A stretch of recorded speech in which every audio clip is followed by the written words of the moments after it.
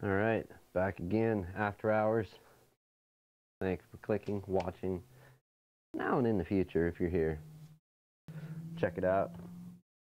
We've got another body, another victim.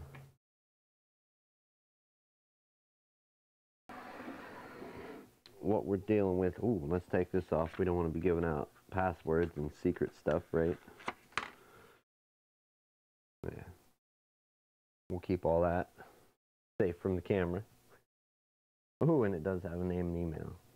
Okay, let's not dox our customer like that. Give out their personal info. We have an Asus Essentio CG5270. Asus Essentio desktop CG series. It's a CG5270.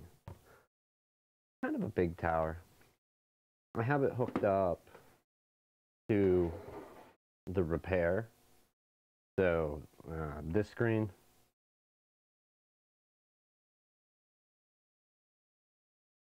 or this screen, they're both the same one, don't matter. Let's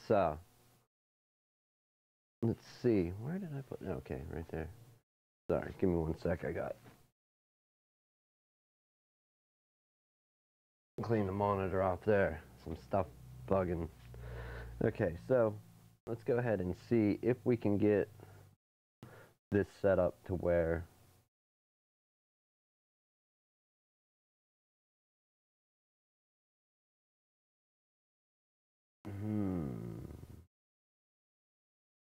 is it going to do anything? I don't know, but we're going to do this live diagnosis anyhow. I think the power switch is on. Yes, all right, power switch on. We have power going to it. We have internet, our monitor. We need a mouse and keyboard. Let's get that going, and we will see.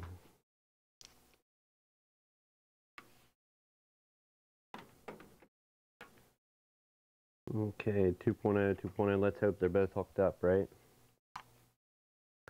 We'll switch over. There's no real good angle when you get onto these bigger desktops. That's why I want to set something different up there. We can take it up a little, not much. And our power button. I don't know.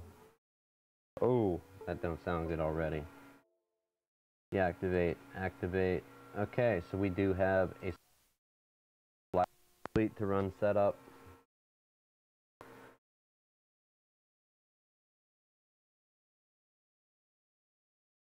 Smart status is bad, backup and replace. So the hard drive is going to fail or failing.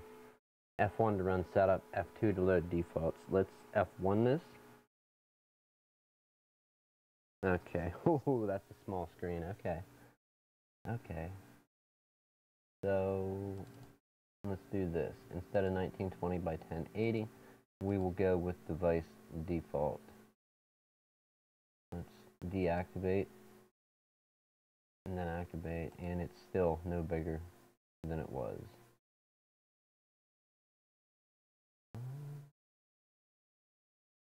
We're going back to custom here, people. 1920 by 1080.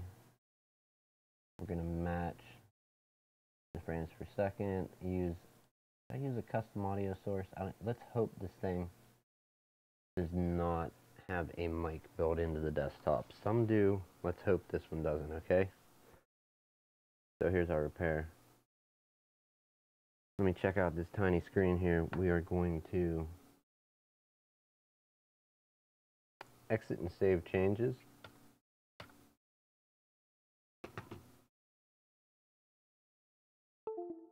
Delete to run setup.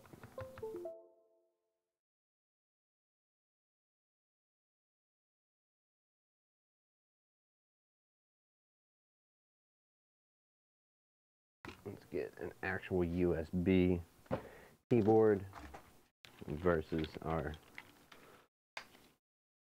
amazing wireless one.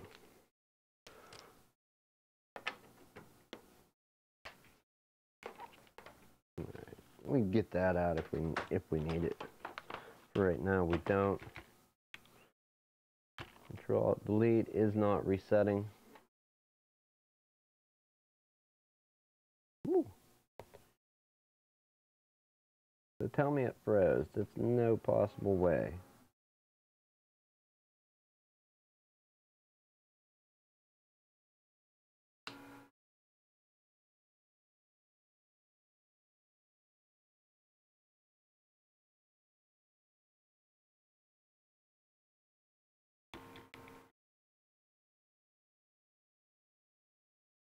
Alright, here's what we're going to do. We're going to see what kind of shape we're in.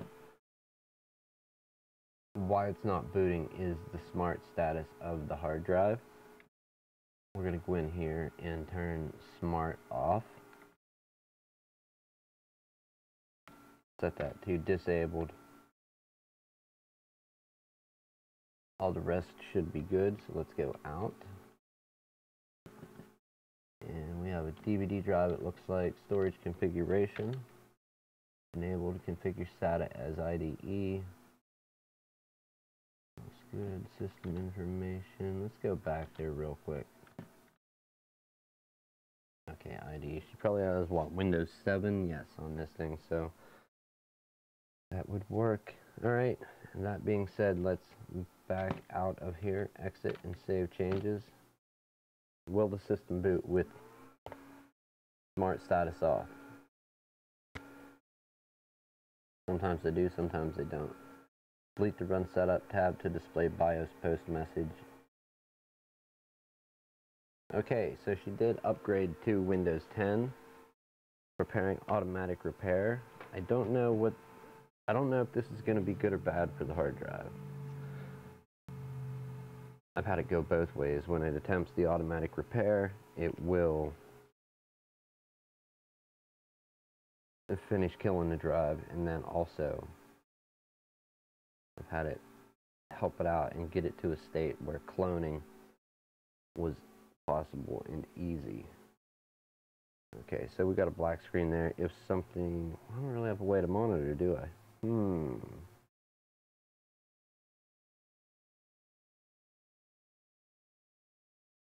Let's activate again. Yeah, no, nothing's coming up. Device default, deactivate, activate. All right, we'll see if it comes up like that. If we can get, okay, we do have a cursor, so it's attempting to do something. What? We don't know, but we got a mouse cursor, so. Okay, not too bad of a delay. For now, we're gonna switch over to a camera just to put something on the screen and give that a moment. It sounds like it's winding down, the fans. I think what we do from here is we'll check on it. It's not doing much. The mouse cursor, you know, it's a sign of life, not much. We're gonna give it a minute here and see if anything comes up. Diagnosing your PC. Okay, so let's let this go. We're gonna let that go and see what happens. How could I do this? Give me a moment here. We're gonna add that capture device to the background. Wrong one. Sorry. Wrong one. All right. Let's add the video capture device. Add existing.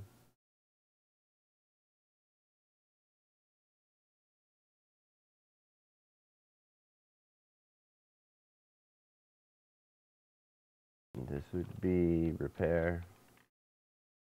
Ah, wrong keyboard.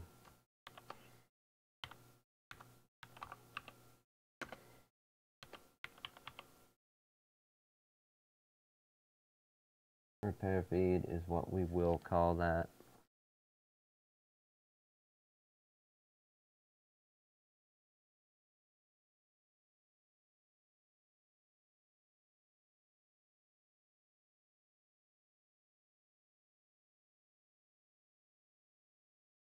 I'm going to say that's the proper cam link. Activate. Default, let's hit OK.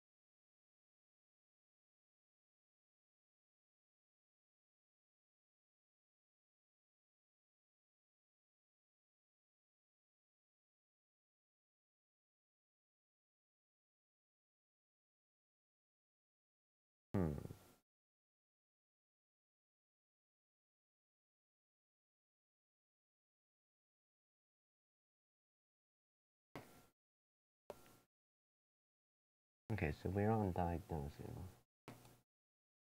The one feed, I was trying to get that same feed. Oh, is that it? Or wait, no, we're just watching it. Duh, dummy. On the, on YouTube. Okay. Video capture device.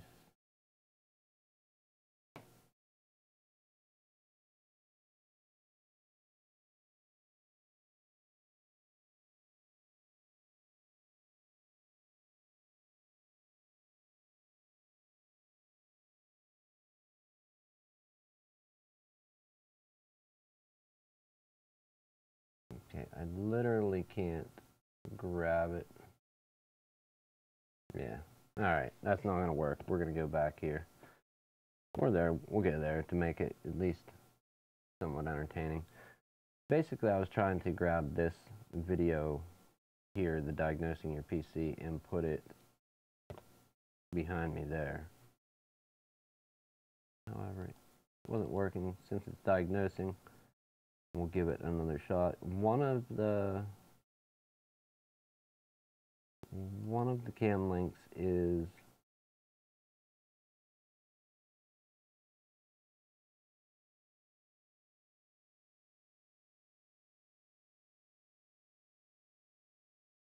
you know what? Let's see if we can find it.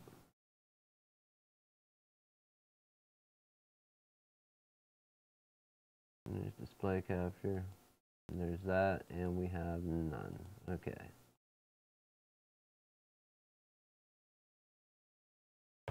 Not gonna work.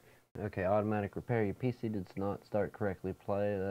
Press restart to restart your PC, which can sometimes fix the problem. You can also press advanced options to try other options to repair your PC. Okay, so if you get to this state and this is following a smart status failure. The more stress you put on the drive when the smart status is failing, the more likely it is it's going to fail. It could go for a while, or it could give out then. It's an unknown thing when it's going to go. So, for sake of safety and preserving data, wrong mouse. Let's hit advanced. Is there a shutdown option? If there is, we'll go for that.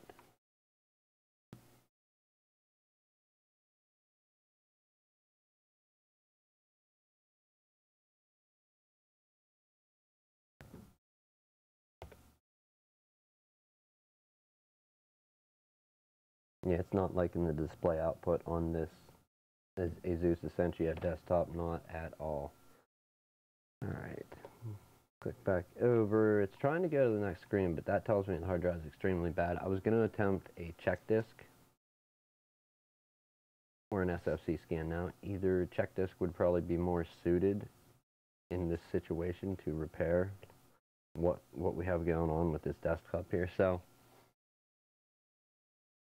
we're not going to continue troubleshoot because it took so long. I'm going to go ahead and turn off the PC. We're going to get the hard drive out of this and get it into the toaster over here to see if we can grab some data. Allegedly it's turning off. I don't happen to believe it yet because it hasn't shut down, but we'll give it a moment and then power it off ourselves.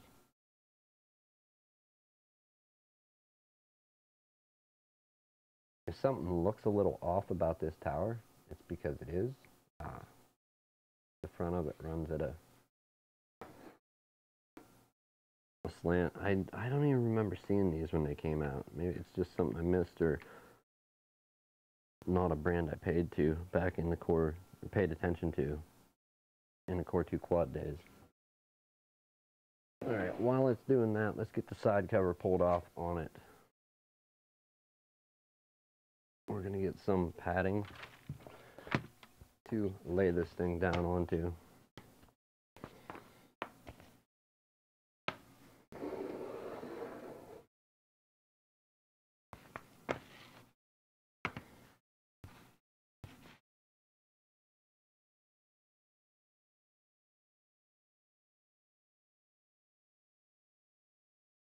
Oh.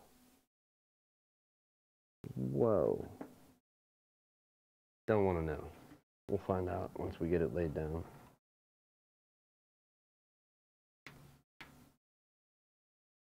Alright. Pull the camera in a little here.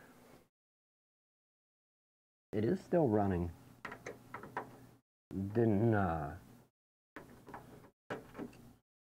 Not listening very well.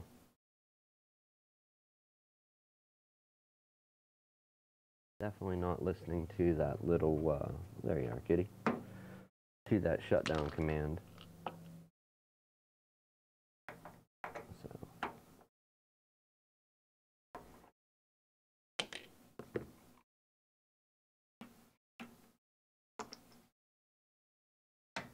We're going to take that option and see what can be done. Oh, good Lord, look at that door. Look at that. It's definitely not square.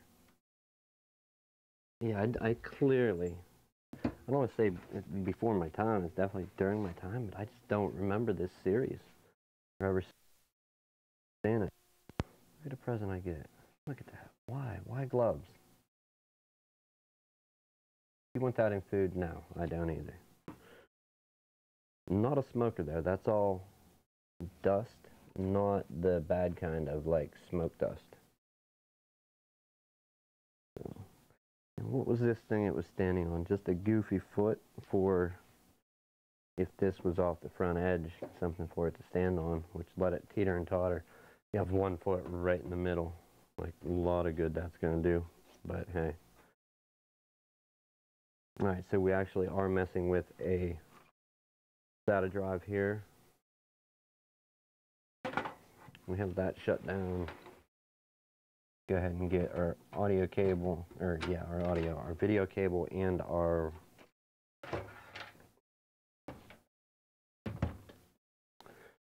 display cable and our Ethernet cable pulled out of that. We're going to set this back up for a moment.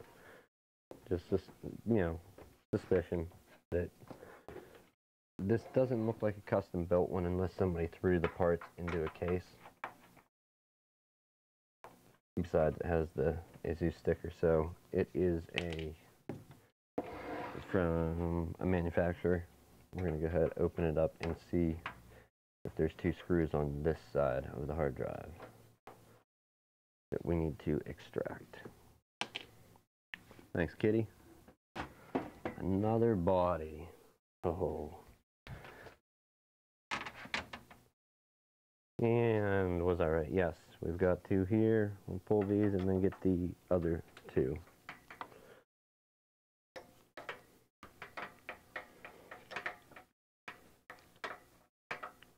Wow, those either the holes are extremely small or these were never taken out and they're just a little bit of oxidation or corrosion from oxidation built up. Okay, the one's coming out easy, the other one's tough. Misaligned most, hopefully. We don't want moisture in a PC, right? No moisture in your PC.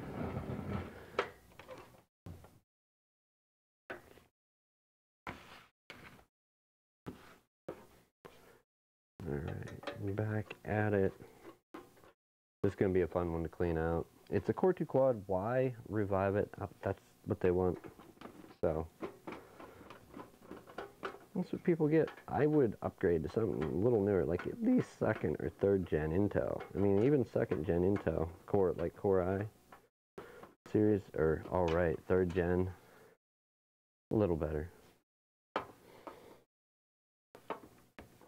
SATA data, SATA power. Let's get this thing out and get it to the toaster. First, we need to we're going to brush this one off. That's exactly what we're going to do.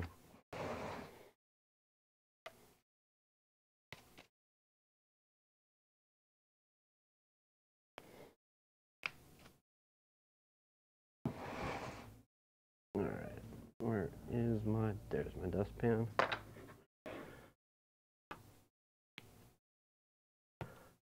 KVM.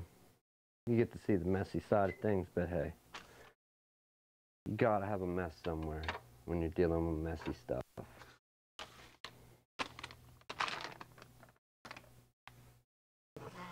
Right.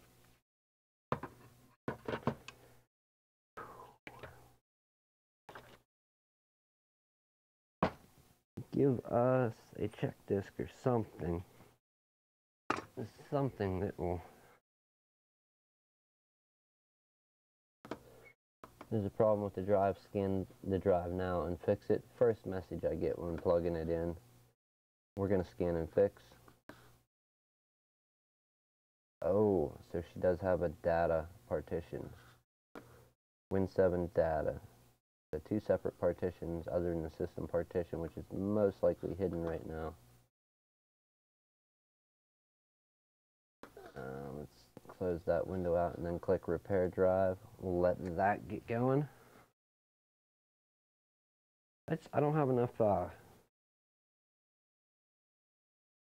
on this box over here. Here, we'll show you what we're working with while that's doing its thing for the time being.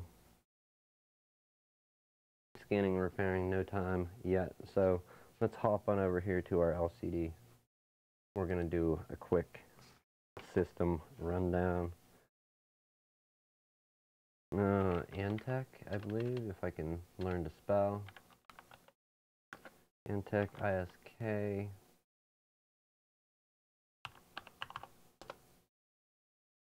Okay, ISK 100? Not the M. ISK.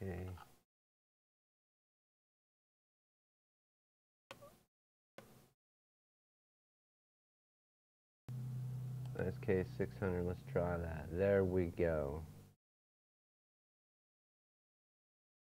Let's pop on over here to Newegg and pull this site up. Can we pull it up?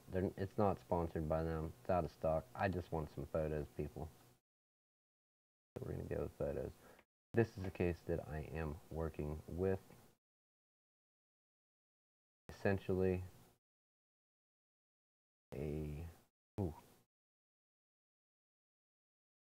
kind of like a little home theater PC case. So you have your slot for your Blu-ray player or your DVD, burner, CD, whatever. USB 3, USB 2. Actually tore this thing down, unscrewed everything, and flipped the board 180 degrees. So USB 3 is now by my reset switch over here, and USB 2 is that way. The mic and the Mic and headphone port change places, I believe. Getting to the system, there's the other side that looks like what, a through view. Top down, yeah, so you're gonna fit a mini ITX motherboard in here. You can fit 2 hard drives on this tray. You got room for 2 2.5-inch drives. You can do two 3.5-inch drives on this one, or if you use the dual 2.5 to 3.5 adapters where it'll hold 2 hard drives per adapter, you can put all 4 right in this sled. 2 on top, 2 on bottom. But you gotta find a motherboard with enough SATA ports, or not use a graphics card and plug in some kind of like SATA controller into the PCI Express slot. I have a GTX 1050 Ti in there. Not Skylake, KB Lake Pentium, the G4560, I think. 16 gigs of RAM, and then MSI B250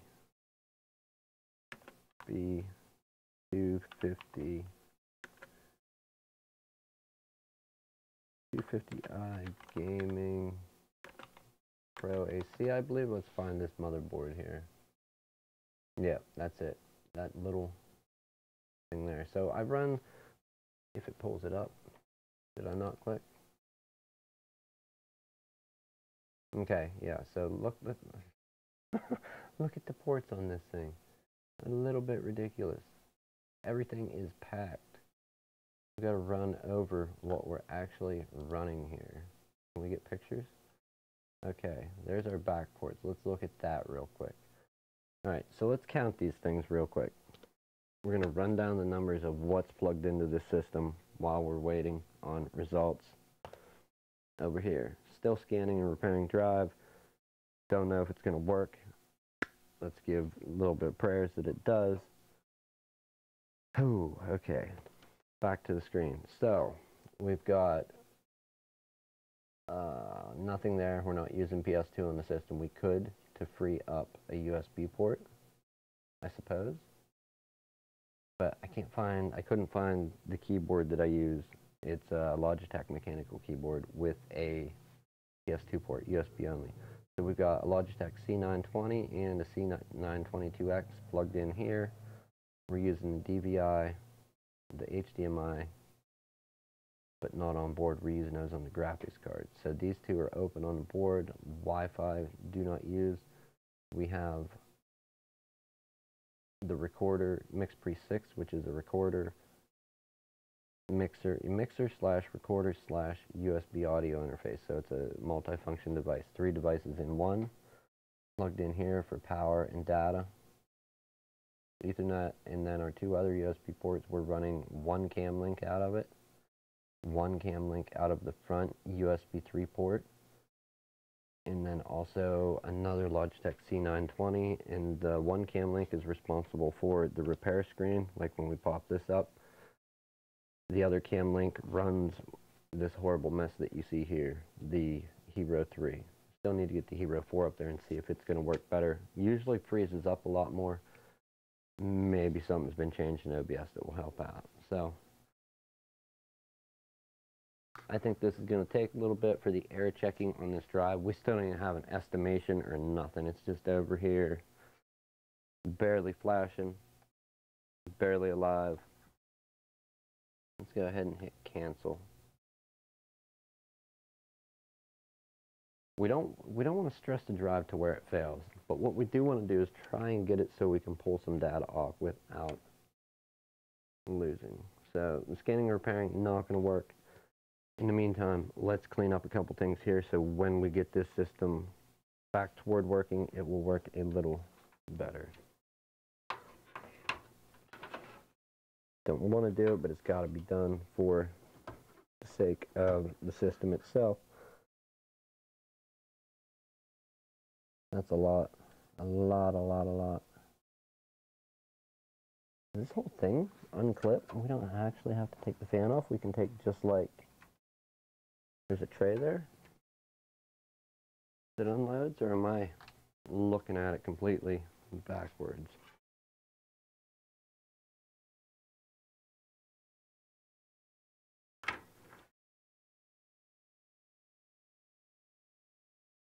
I'm going to say it's not going to come out. We will go.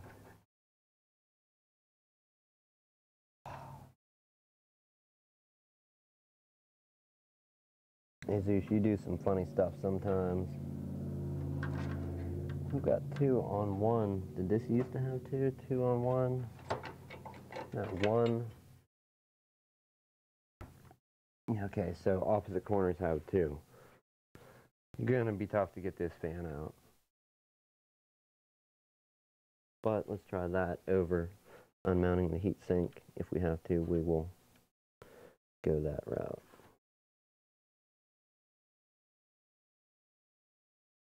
These little plastic tabs that hold the fans in break very easily, so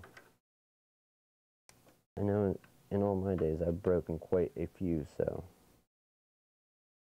it's going to be trickier than I thought. We're going to need to wedge one in there to try and hold that out, and then also get another screwdriver in an attempt to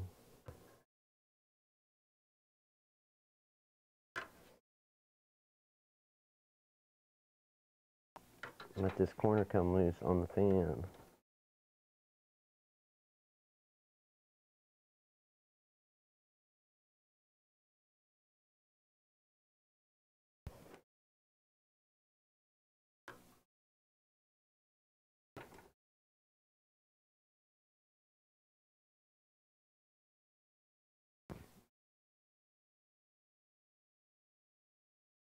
Please let us be lucky, don't break.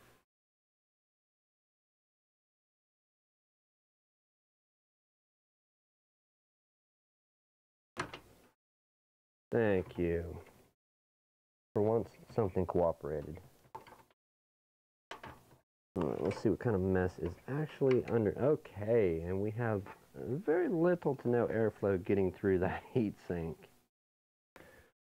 Alright. Go over here, we're going to brush off the fan with our little bamboo handled broom. Knock some dust down into the trash. What do you think? Waste a good amount of time to take and go and I want to say it. I'll go over it with alcohol, or not alcohol, Windex and toothpicks. We have Windex and toothpicks, people. Do what Nick does. Windex and toothpicks to clean your fans. Windex and Q-tips is what I meant to say. Windex and toothpicks. Perfect. We do have the air compressor, and that would be a lot quicker and a lot louder. I just don't feel like turning it on and letting the neighbors hear it. It's, you know, evening. Come on here. Come on now.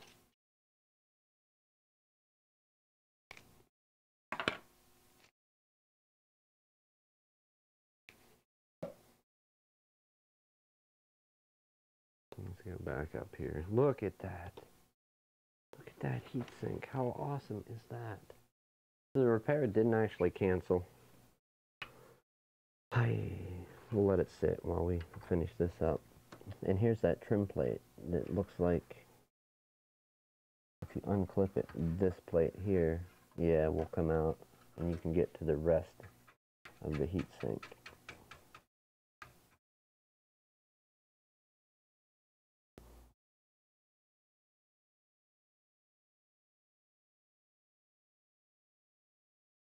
I would say not much air was getting out. That's just 2 little spots off of that heatsink. So,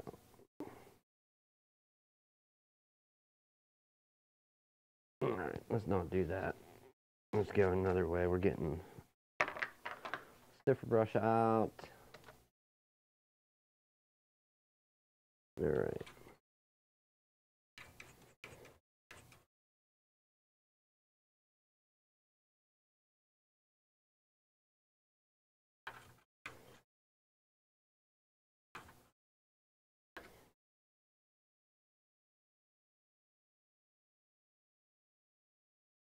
What gets me is it kind of does focus and then it don't. Like, zooms in, tries, and then goes right back to where it was.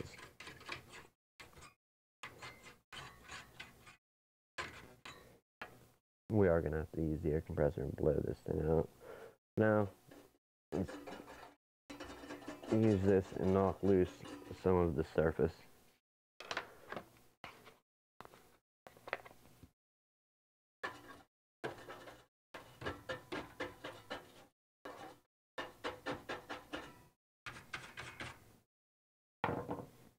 We're going to wait on the bottom.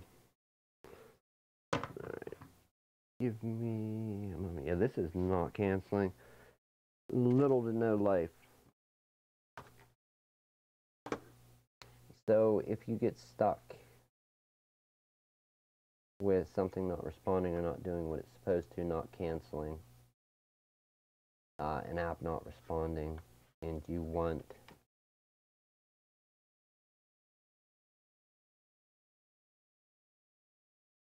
to open up a window that could be useful, your task manager, let's just go ahead, hit Control Shift Escape, and you will get this window here, your task manager. You could get the small one if you don't have details more checked. So just holding Control Shift Escape, that will pop that up for you, and that's how you can close apps that are not responding. Basically the same as Control Alt Delete, but it don't flip you out to a screen and then ask you about something, what you want to do.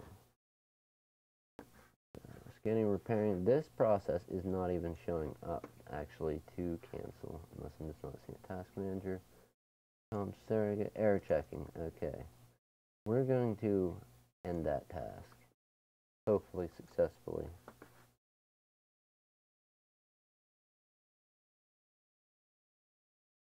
Let's see if we can access any data.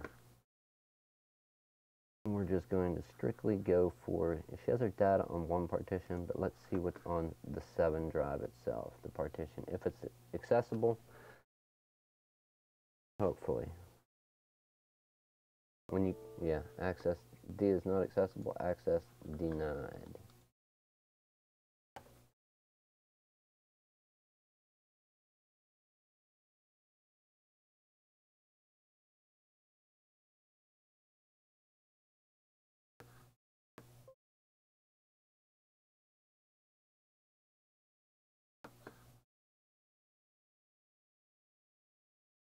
Okay, so pictures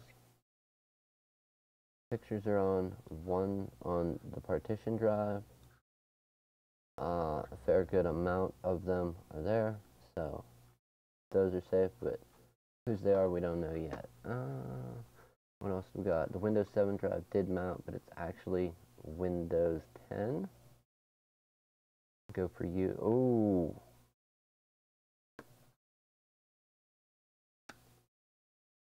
Wow. That is lots of... I think there may be something going on with this. We've got default app pool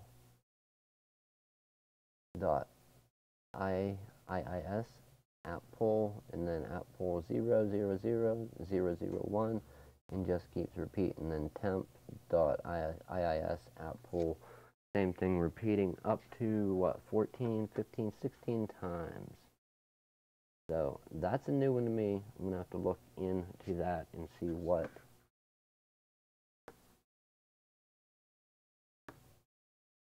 Anything in shared. Remember, 2 partitions. There's a data partition on the disk as well as the system drive. Okay, shared would be all the, looks like it's just music, and a fair bit, 194 different items so far.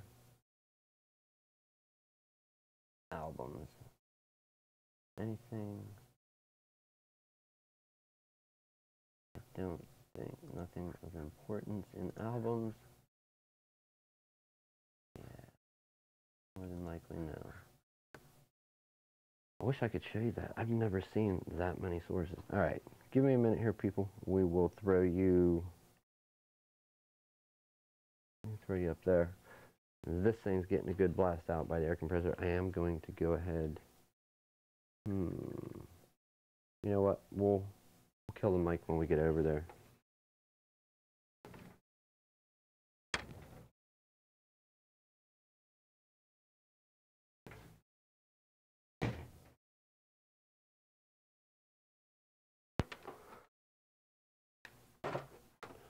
Alright, one moment while we get this going.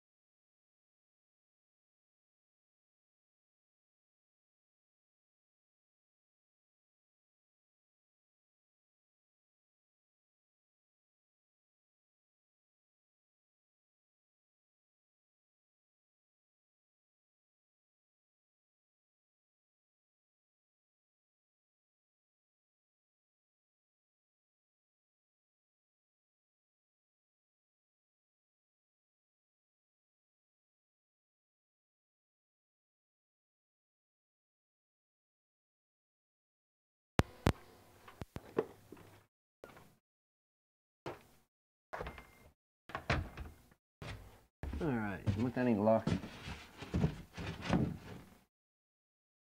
the microphone is linked back up. Let's find out. We got to get back to this side. Okay. We have sound? We do. Indeed. Alright. I like it. Marginally cleaner. Substantially. We still do have some fuzzies. For good measure, we're going to go back over the system at a later point and actually clean it out just to get that dust out. I'm probably a lot dirtier than I was. That's okay. All in a day of having some fun. Remember, Windex and toothpicks to clean your dust out. Alright. The fan's not super clean. We will get back to that at a later point in time. Right now, I want to get the system put back together and hopefully get the data off of that drive.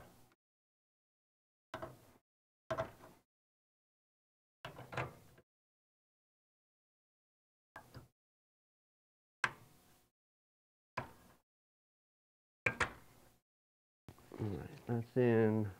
Still hasn't went over to the actual, I made it to the user folder, and then once under users, tried clicking on the user name, and it's just neither here nor there. It doesn't want to hear it. We're going to close that Explorer window, bring it up again. The only thing I'm going to try and do right now is a quick Malwarebytes scan on the system partition to see if there's any type of malware, anything that it will pick up. All those, so basically when I went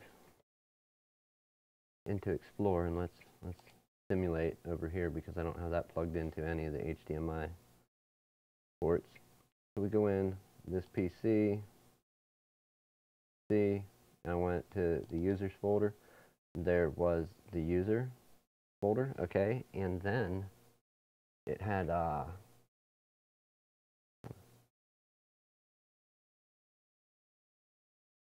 what's it called? I'm trying to think. Oh, 16 different listings for default app pool.iis. and a bunch of other gibberish after it, and then temp app.iis app pool, 16 of those, and a bunch of other folders with random numbers. So those are, yeah, that's no good. Malwarebytes doing this quick scan, hopefully quick. If it finds something, awesome. If it don't, we're going to do a quick data backup and have that be that.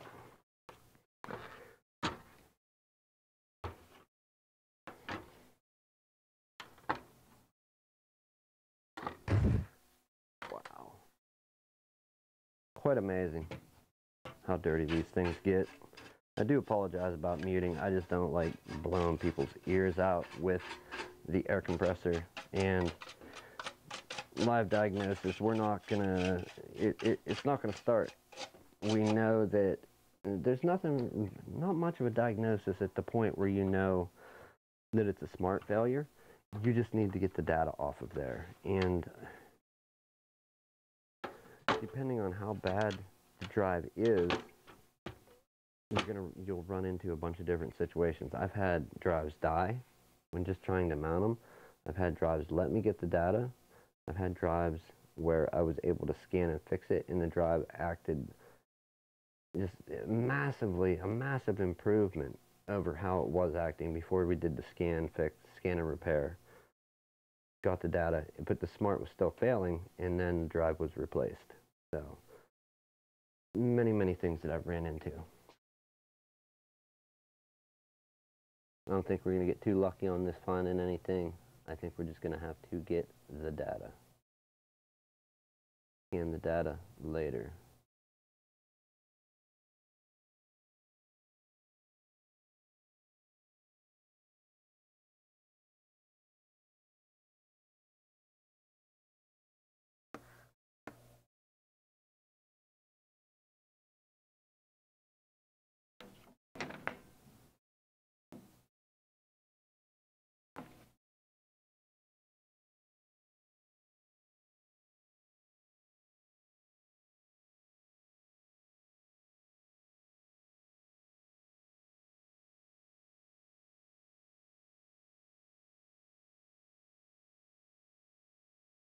Scan being canceled. We need our data. 750. New folder. We gotta put a name in here. Alright, that's where her stuff will go. We're gonna get all the stuff from copy and put it into that folder. We know that is drive E, so we'll make data part, or we're gonna call it data part, or data partition. Let's see, what are we copying over? How much data? 1.92 gigs. Not bad. Let that copy over. And then we're going to try and run the auto backup software on the hard drive itself. What fun. These are ones that are always scary because I've lost data. I've lost terabytes worth of just stuff that I've collected after years of being online. And yeah, it's never fun losing it. I think I've got close to 10, 12 terabytes of lost data on different drives. Some of them those wretched 2.5 terabyte, 2.5 terabyte drives from Seagate when they first came out. They were so bad. Alright, let's get the auto backup running on system drive. See if it's not even going to work, that's where you're in trouble. You got to drag over stuff manually.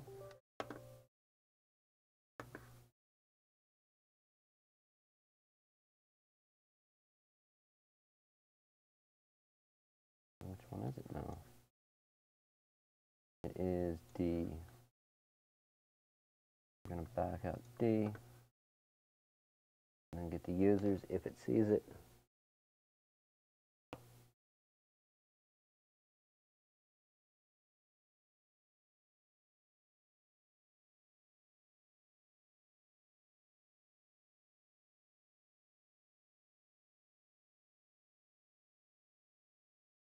I wouldn't even say this drive is on its last legs. I would say, if you ever seen Monty Python and the Knight, the Black Knight or whatever, the one where he gets it, like he's got an arm and a leg missing, he's like, just merely a flesh wound. Yeah, this hard drive is holding on about as good as that Knight. You hear it working, and then it just stops working for a while, and then it comes back and starts working. So we're gonna hope that we can get anything that is on the Windows file system partition, the one that's on there under the user's profile. Hopefully there's not much data to get. It'll give it a nice little spurt where it's going to work. We can get the rest that was not on the data partition. In the meantime, while we're waiting on that to do its thing, we've got this cleaned out. We don't really need to rip it down any further than this for this job. I'll go ahead and take a moment and explain the thumbnail. So the data that we're getting needs to go, let's just put this on for good measure. Wow, what a crazy door. What is wrong with this thing?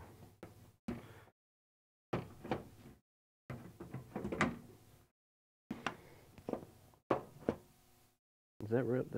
No. Don't be dumb. That's not it. There we go. Okay. The thumbnail from today. We've got a tin here. We've got a box. This is about the best I can show it off. An unlabeled box with a handle and a lid. We've got to get the data that we're getting from this hard drive, and it's got to go in here. People, I do not think that our backup software is not going to work. We have one hope and one hope alone, other than dragging it all over by hand, if that's even going to work. And we may be able to clone it. Acronis is great at this. Whenever you plug in 2 external drives to a system, clone them, like you have a Windows system up and running. Like, say, here for example, we have my computer. Okay, now let's say we were going to plug in 2 more drives, and it don't matter what they're called. They can be raw. I think raw drives even work, if I'm not mistaken. You have Windows running, and you're not cloning your Windows system, but you can clone a hard drive from another Windows computer and have it, clone it to the new one, have it boot up with Acronis True Image. You have your 2 drives plugged in. You'll select your source drive within the Acronis program, and then you'll select your source drive, what you're cloning, and your destination, where it's going to go to. And I'm going to cover that sometime on here, and we'll do a clone right on the computer. If I haven't already, I might have. I don't think I did, though. And depending on, it seems like, I don't know exactly how it works. I can only speculate because I don't work for Acronis. I don't know what they're up to and how their program works. I just know how to use it. And on drives that are in fairly good condition, after you pick your source drive and your destination and you start the cloning procedure, it'll clone, and the computer doesn't have to be the computer doesn't need restarted and booting into the Acronis boot environment. It just clones it and goes. And hard drives that are in a little bit worse shape, I don't want to say real bad like this one, but ones that are in bad shape, it will actually restart the computer to get it to like I don't know why it makes a difference, but it always seems like it does the restart whenever it's a hard drive that's in worse condition. Oop. So yeah, this is not even going to work. It's saying please wait, but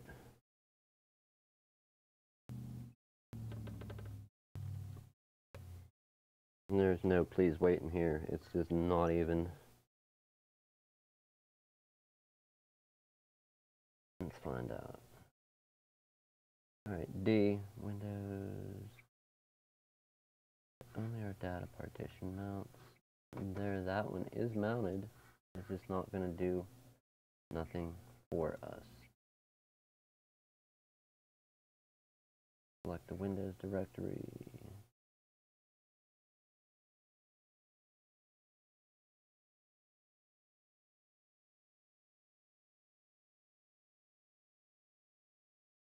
User's profile. Sure. Data. No.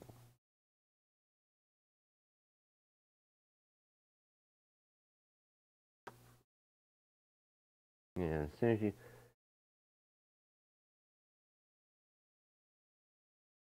I don't know. This is the fun part, though. Anyhow, the data we get has to go in the box. Let me explain further. We've got a rocket fish. We've got an external hard drive in there that we need to get the data onto, and it needs to be put onto a flash drive, and then get the computer back up to a working state. Our only option from here out is we can try the clone. Backup, auto backup is not going to work. It literally freezes up and does nothing. I'm going to wait for the program to respond, even though it's not going to. Yeah. There's a lot of roads you can take. You can try utilities that repair hard drives. We can let Windows do the initial repair it wants to when you plug it in. The more stress you put on a hard drive whenever its smart status is failing, the more likely it is to go out. So whatever method you use, if you know of any. But since we don't know the recommended consensus by what Google results, by what people say, which can also, you know, let's check it out. We'll go here and we're going to go best option and see what I guess the world thinks.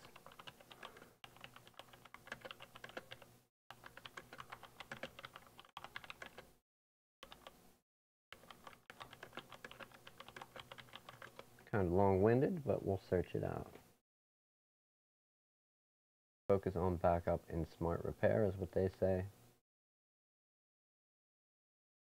Free software. So Ease US, it seems like they have software for everything.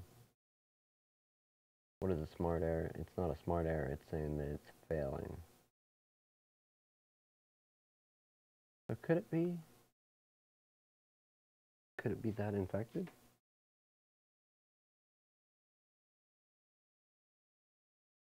Could it be that bad? Did it really just won't do anything? Yeah, of course it could be. We got to shut our program down now because it is not responding.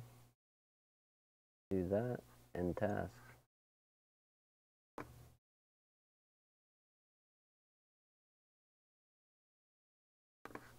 Alright, end task is over. Explorer is brought up. Right click Windows 7, go to Properties, go to Tools, Error Checking. Let's do it. Repair the drive. And it literally does nothing. Okay.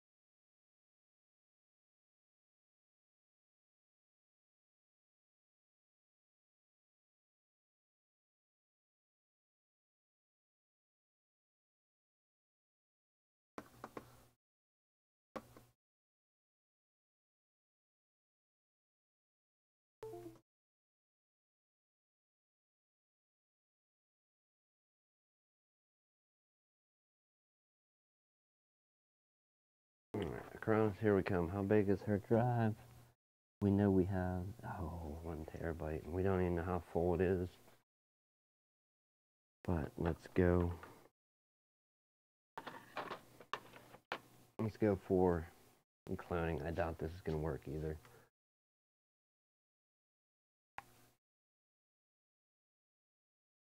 First, we're going to put this in and then format my little external drive.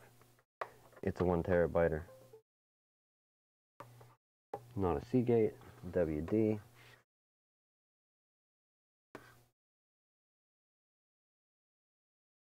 Could we feed that in? We actually could.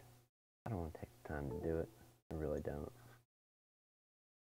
Okay, G.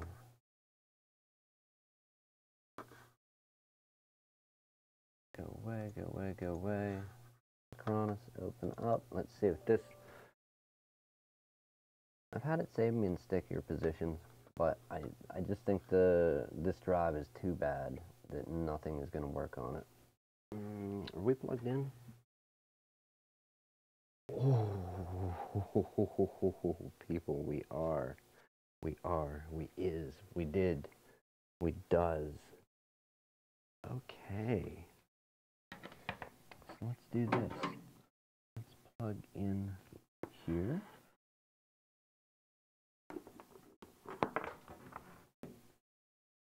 And then, where is... Oh, what a nightmare. That's it though, that's it. Even better, even better. I left it hanging there so I could plug into the cam link. Okay. Perfect.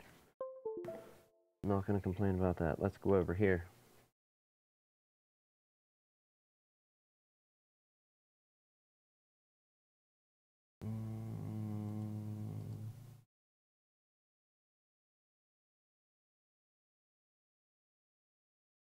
And there we have it.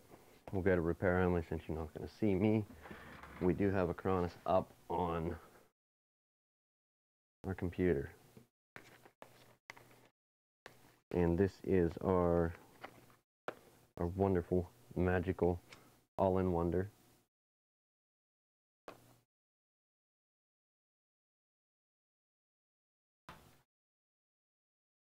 Okay. When you open up Acronis, I do believe you come up to a window that looks like this, if I'm not mistaken. I could be. I'm pretty sure it starts there. You want to click on Tools and Utilities. This is going to be our failed. We're going to document our failed attempt at cloning this very bad hard drive. After Tools and Utilities, Clone Disk.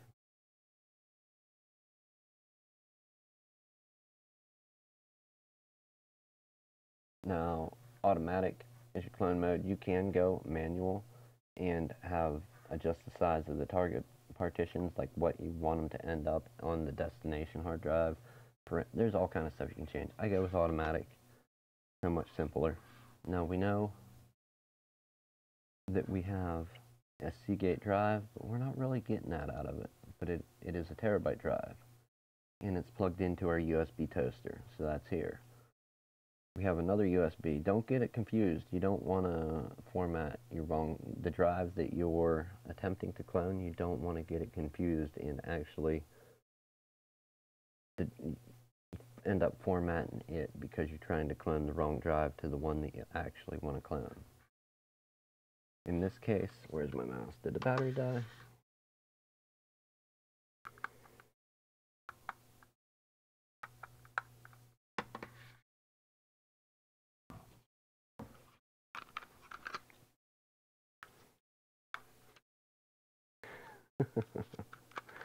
It did, it did.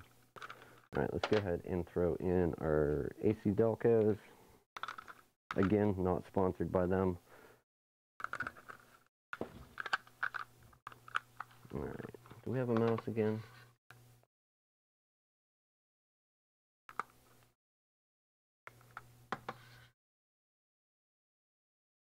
Maybe not. Maybe this is just going to be the broken down, nothing works night. Or our computer froze completely. Is that even a thing? Is that possible?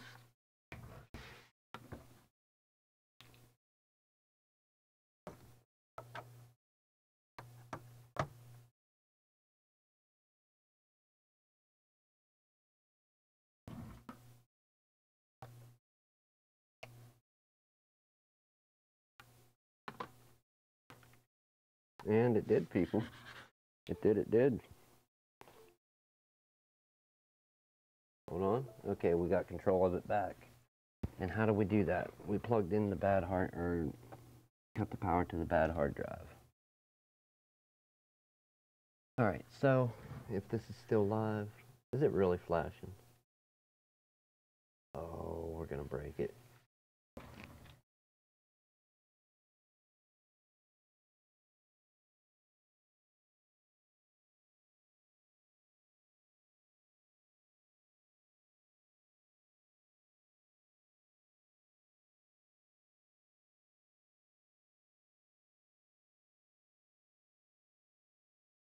Okay, yeah, that's why I don't run this one. So, really quick, we'll run through this if it'll let us. That's hard on the eyes. I did not know that was happening. We are going to select our hard drive. This is our bad one. That is our source disk. We're going to hit next. It will analyze partitions and hopefully not freeze again.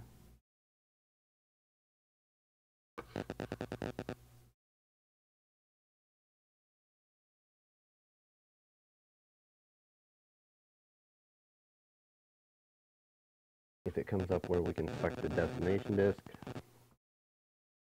I'd say we're 10% of the way there. We still got a long road if this clone isn't going to work. But the diagnosis, well, hey, the hard drive is failing, so.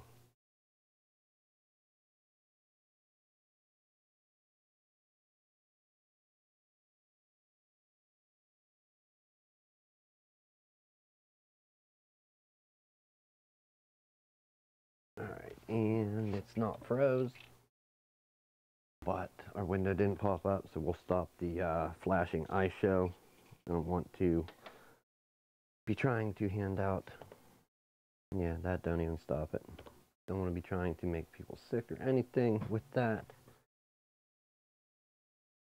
How are we gonna, we're gonna get a webcam on this computer. That's gonna be the way we're gonna do it versus the dumb way.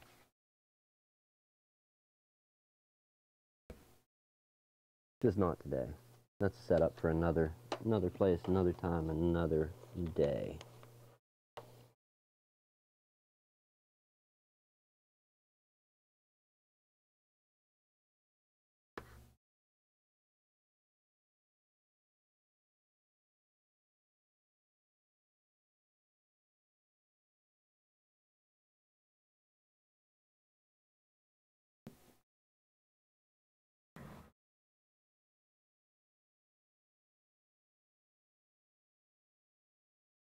Alright, not gonna work.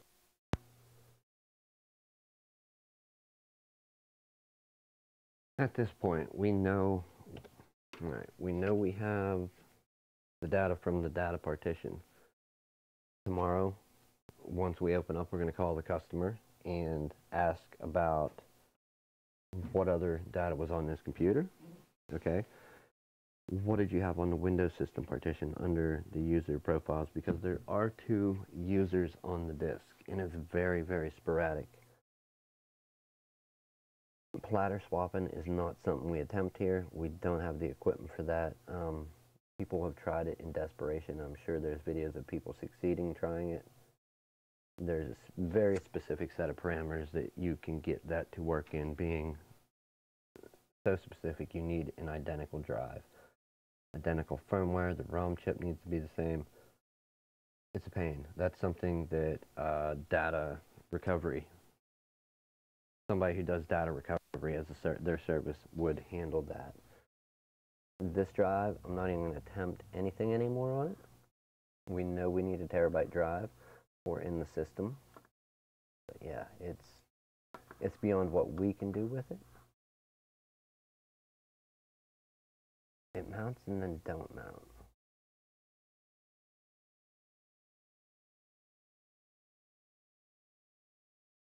Smart status failing, not good. Never good when it happens. A risky route that you can go, and I do not recommend this, but I tried it out of desperation, is you can use whatever program. And I think that ECUS data recovery, whatever, one of their tools, EASE US or EA US, whatever, you know who I'm talking about. You've seen the advertisements in ads anytime you start messing with this stuff. what you do basically, you're going to format the drive, reinstall Windows if you can get it to reinstall. So you will format it as part of the install. Once you get to that initial boot up to the desktop, you don't want to have any internet. No internet, so you're not getting updates, you're not going to have stuff installing in the background, hopefully. And if you have enough drivers that the computer works without being slow and crazy, and the hard drive is not dead enough after being formatted, you can try and run like Rakuba and get back as much data as possible. And sometimes you get a lot, sometimes you don't, depending on how damaged it is. This drive is beyond our capabilities here. Everything we try leads to lockups. It locked the system up. For me over there, I'm sorry if you couldn't see that because of the flashing screen.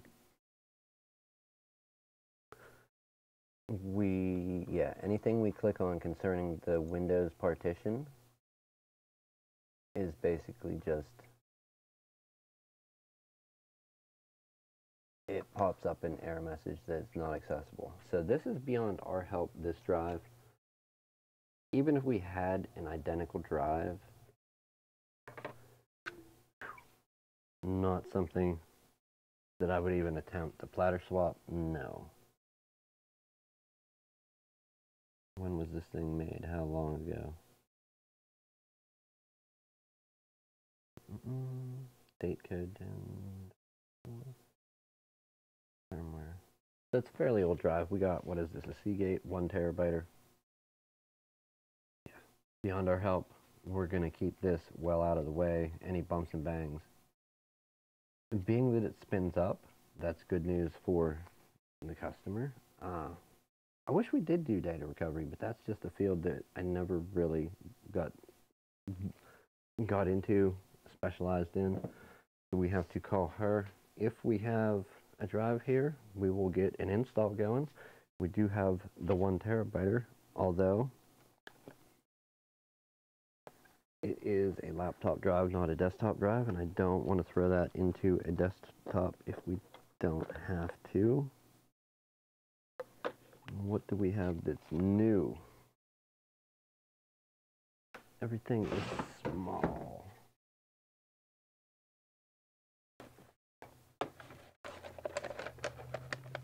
$250.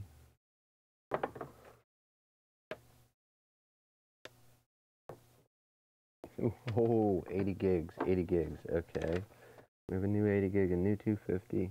What is that? That's another 80 gig. Yeah, not gonna happen, friends. I mean, look, one other place. We have a drive out here. And what is it? What is in it? What can we do? Probably nothing.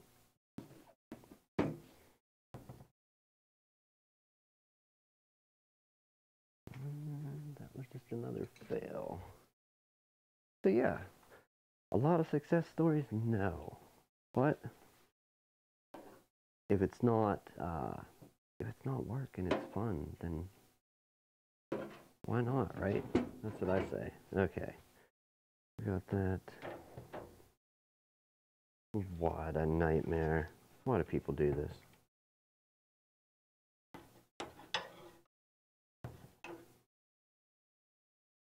Okay, so the tricks, let's do a rundown real quick while the camera's on.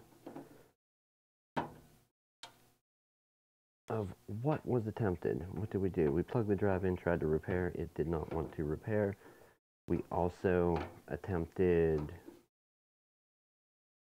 we didn't try anything from the command prompt with the drive in its actual system. Again, there's so many ways, so many things you could go about trying to repair that drive, whether it's in its system or out of the system that it was installed in.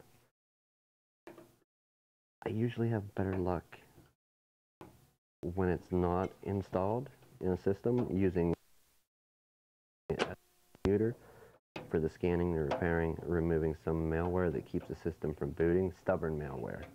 Because when it's plugged as an external, the drive isn't going to boot into Windows and let some of that malware run rampant.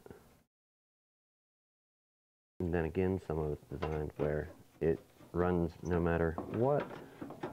I seriously think they have it coded sometimes that it will run even if the drive just has power, and that's pretty crazy. But I don't know. I don't make malware.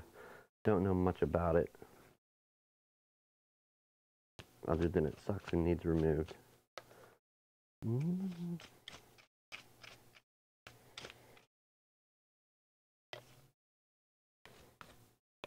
What do we got here?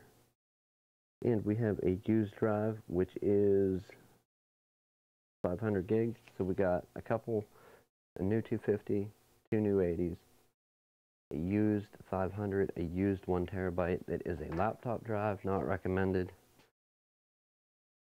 just because they're slow.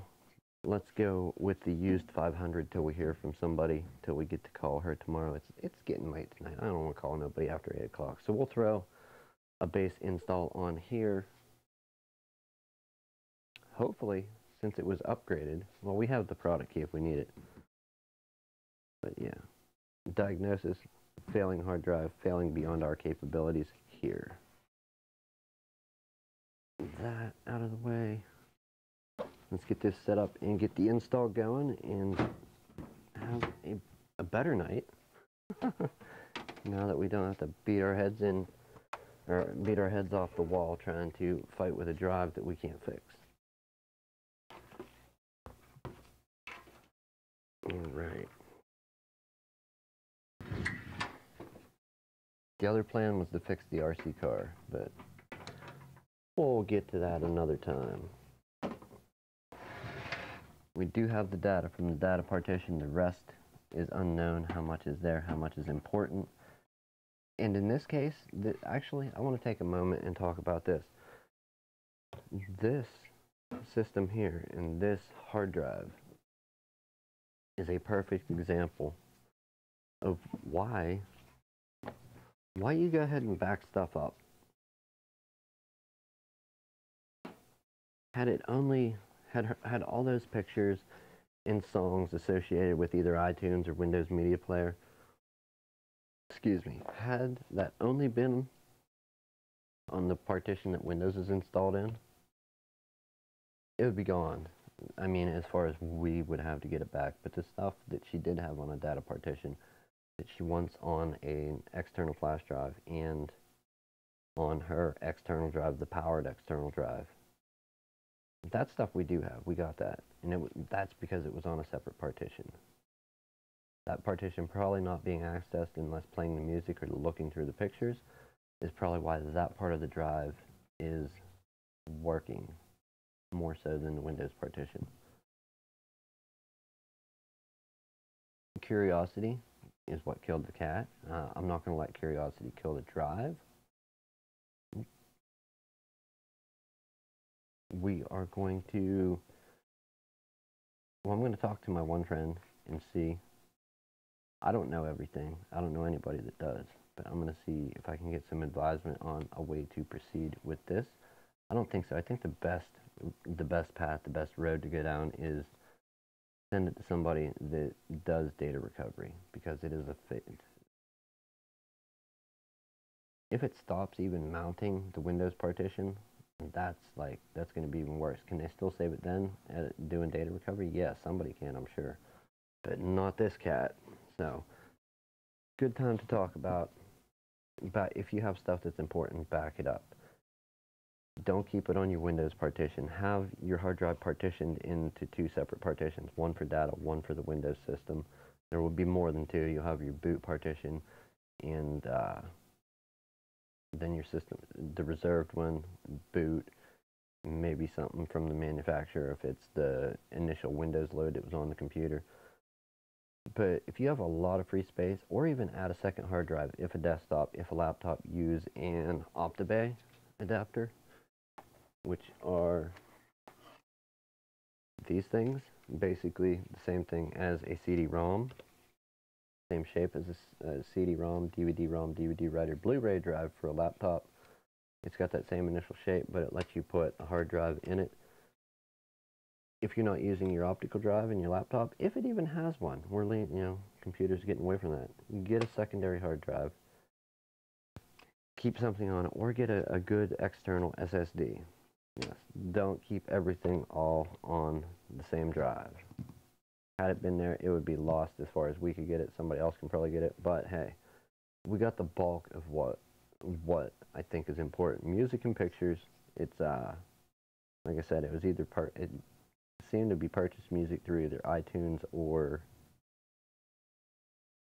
does Windows sell music? Windows Media Player? Is there a way to get to a store and buy music from them? I've never done it. I don't know.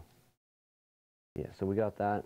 Let's get going with this install. I'm at least going to do something with the system. So we need what? Internet, a display cable, and then some power.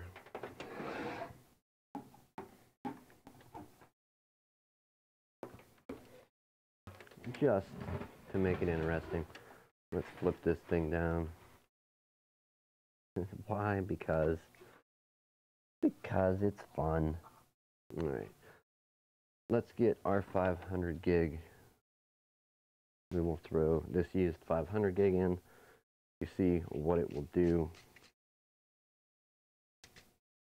I'm not going to open a new drive just in case you're like, you know what, trash it. But with a used drive, no harm done. It's used. We'll make it well known that it's used. For right now, we're going to see if we can get a stable Windows install on this, and then we'll do some testing on the drive once within Windows. We're not going to do all that tonight. What are you going to, and why are you there? This is the second computer, I think, within a week, where I was yanking IDE cables out of my way.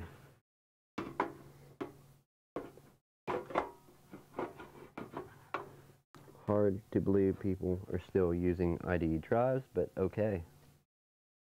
They were a thing, evidently still are for some people in 2019. They were a thing in like 2004? Was that out then? I think so.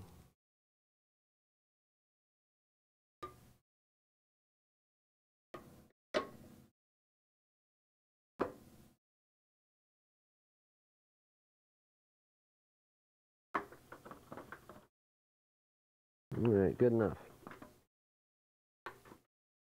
Got those two. Let's get our 12 volt rail plugged in. Is it there?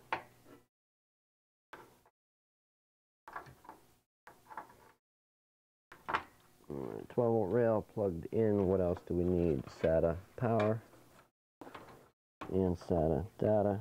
Some Windows 10 install media. We're going to go with USB. I just recently made an 1809 UEFI 32 64-bit drive. When installing too, let's take a moment and say that when installing,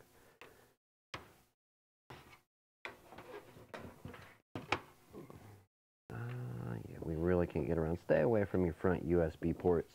I mean, not saying you can't do it. You definitely can, 100%. Let's go to the back. We'll plug in there, and we've got to, are we on there? We're still kind of there, not great, but we're there. Okay. Let's go with USB mouse and keyboard and see what we can get accomplished.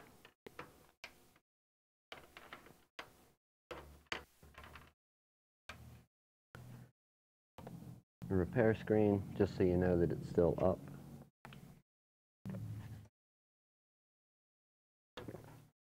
Where is it?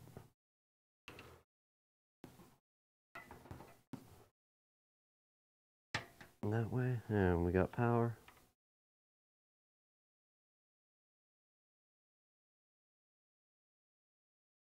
What was it? Delete?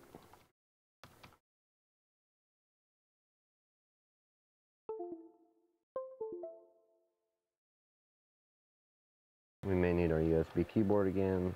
Like, this keyboard works great. K400R. but it's just a bloody nightmare with some systems getting it to boot and do whatever. Like trying to get it to boot to your BIOS often fails, which is why I have this old dirty Dell keyboard still laying around. Do we have reset? No.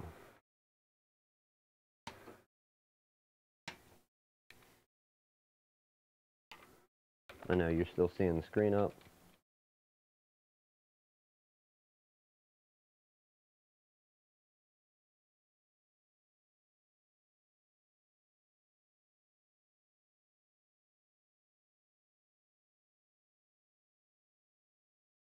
Alright, we got the BIOS. See, but once in BIOS, keyboard works great. So for our used hard drive, which is a Toshiba, we're going to go ahead and go back down and turn smart monitoring back on because we did turn it off. Trying to get the system to boot with that bogus drive in.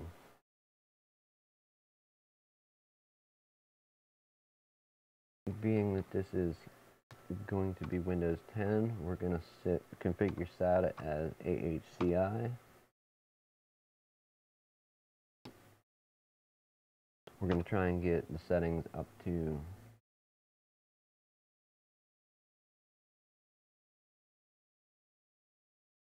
enable smart monitoring.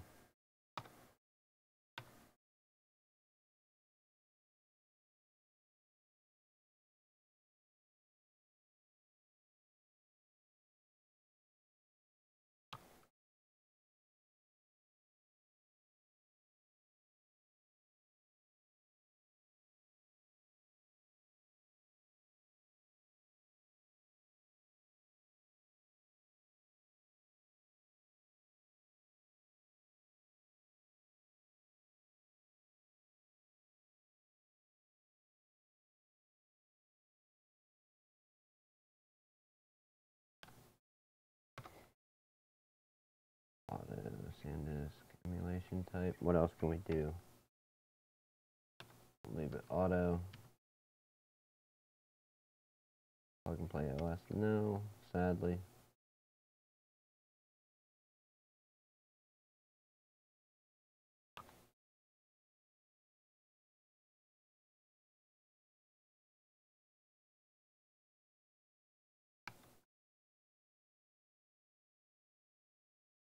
Okay, hardware monitor.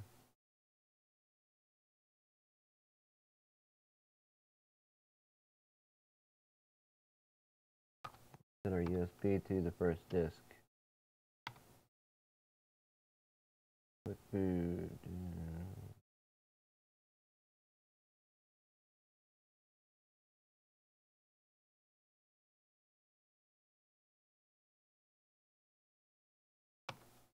Anybody know what boot keys on an Asus motherboard?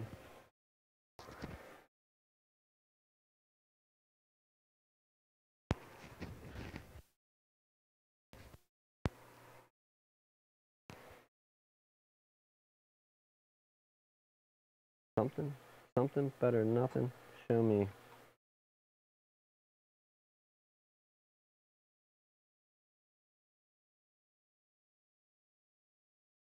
Come on now, I'm not expecting the hard drive to boot. I just want my media to boot. If we have to reboot again, we will.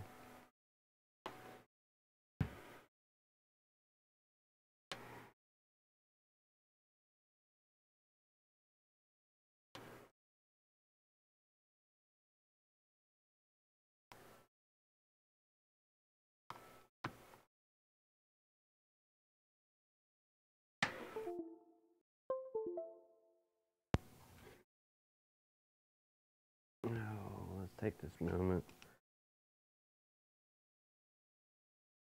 and make sure we got some good thermal conductivity. The fan is, I've always hated those style fans on Core 2 CPUs, whether they're Core 2 Duo, Core 2 Quad. Never a fan of them, not once.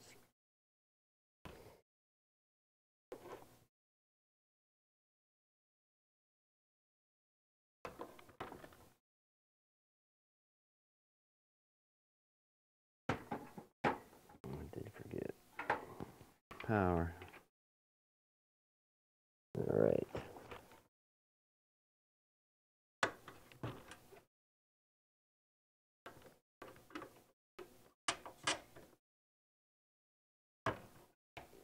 Squeaky. Let me tell you.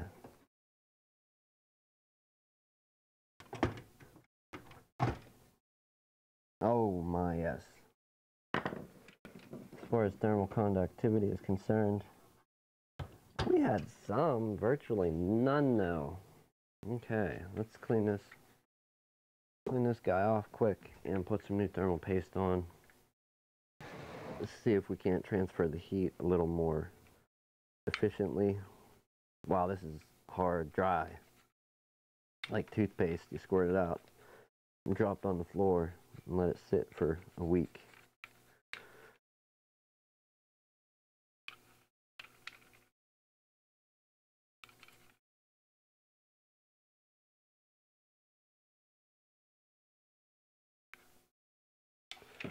We're gonna need some alcohol on this thing. Alcohol, a paper towel, and why not a couple Q-tips.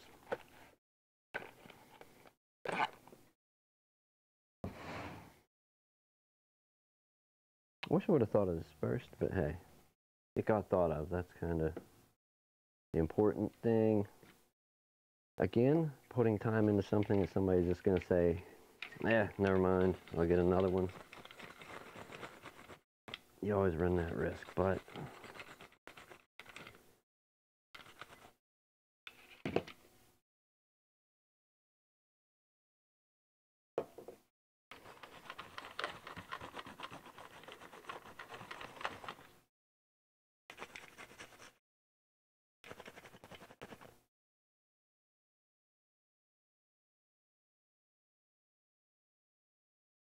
alright, and we are getting fairly clean. We're starting to wipe off some of the oxidation from the aluminum that has happened over time underneath that thermal compound. Last run on this, and we will go ahead and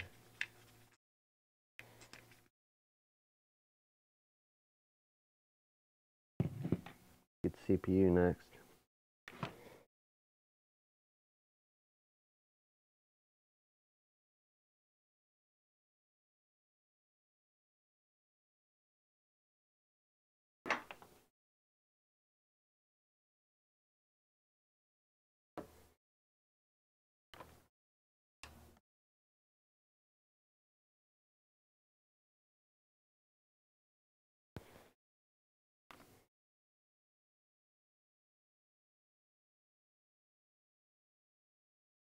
While we're down here at this level, let's take a look.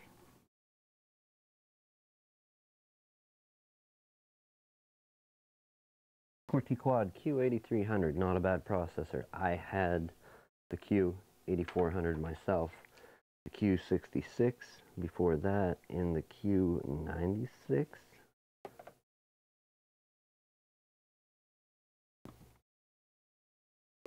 What's proper method for these, the Quad? I forget which way they went. Was it across the words or the other way? We're going to go across the words.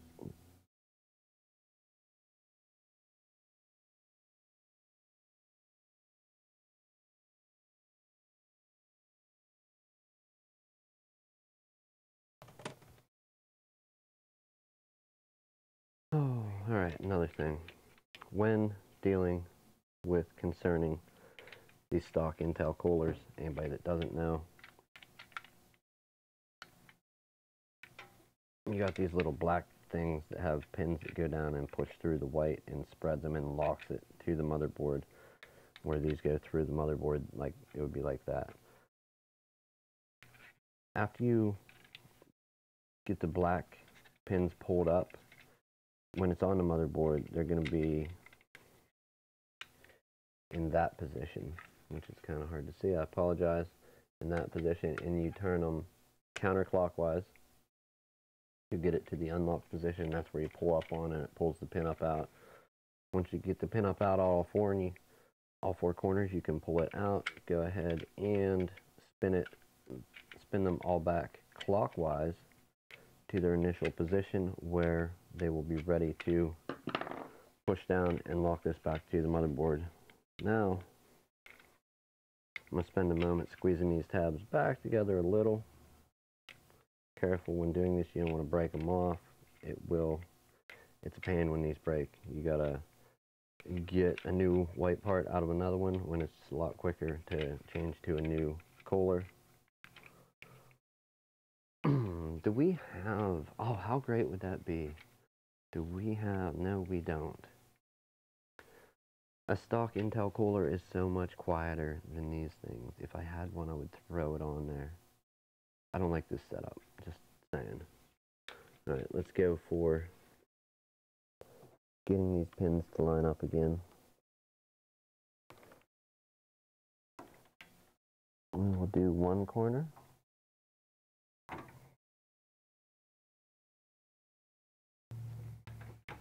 Followed by two. Is that actually in? Let's move our 12-volt rail out of the way so we have lots of room here.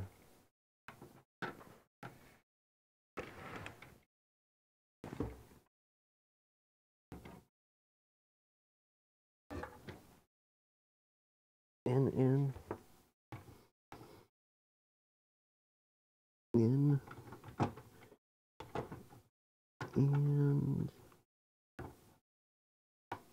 and it is seated properly.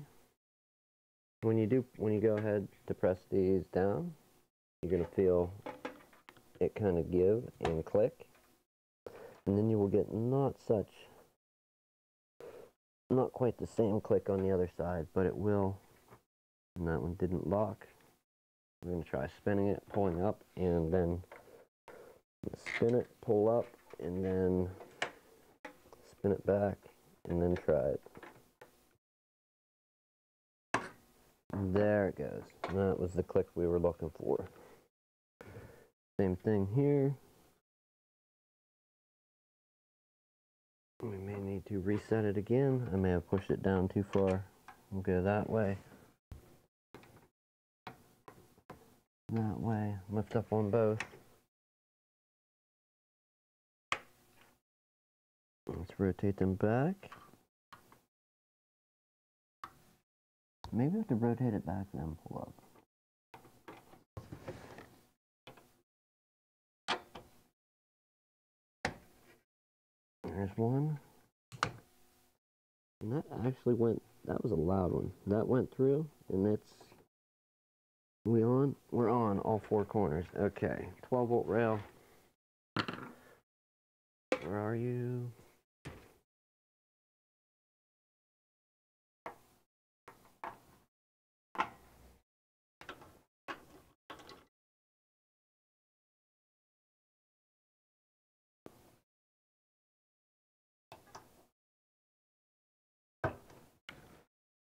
And CPU fan, okay.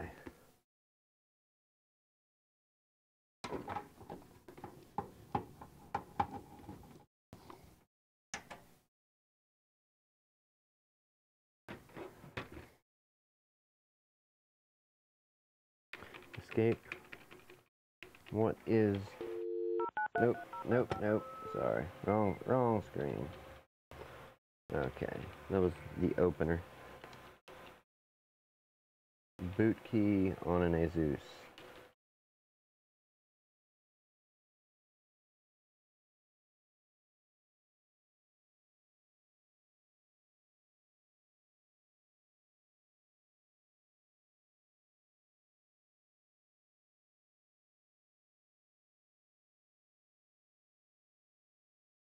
Enough of this crazy business.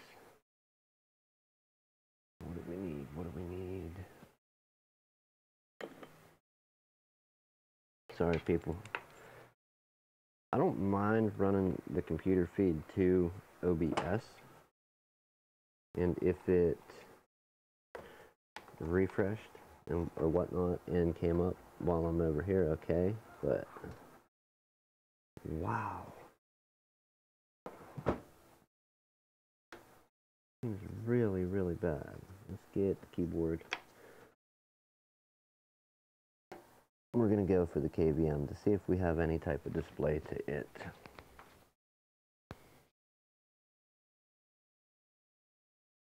HDMI 2. I don't know if anybody can hear that. That fan is much, much quieter now that we've got some thermal conductivity. Or the computer just died, one of the two. Oh, okay, so we're missing our little spinner thing on one side.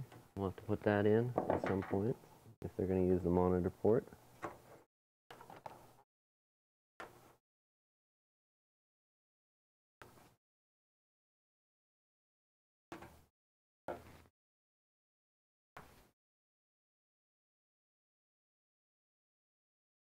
Okay, let's switch it back over here. We're going to pull our HDMI feed and see if we can't get something actually.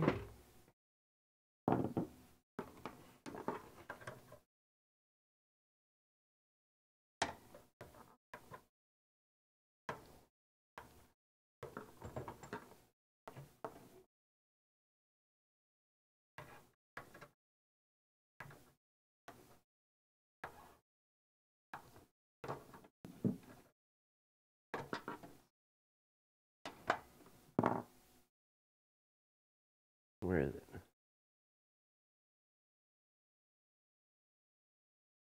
Where did it go? What did you do with it, boy? You lost it.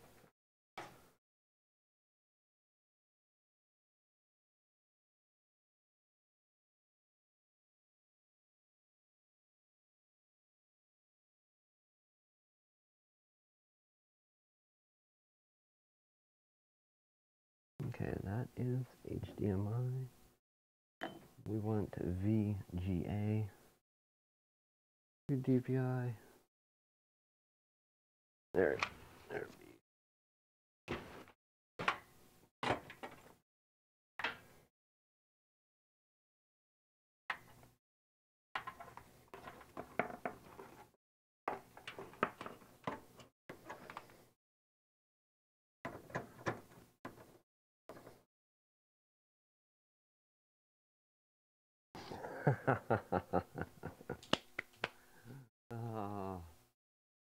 Oh, good one, good one, good one.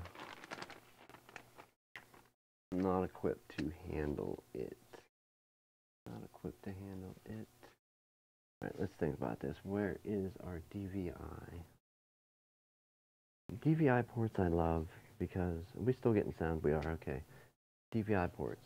You never know if it's the one with the 4 pins or one without. It's just always great. Always great. Okay. We do have the right cable, but again, we don't need a DVI cable. We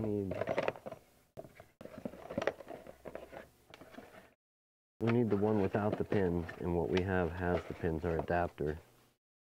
Our other adapters are being used. So we either have to go with HDMI. Screw it, we're trying VGA.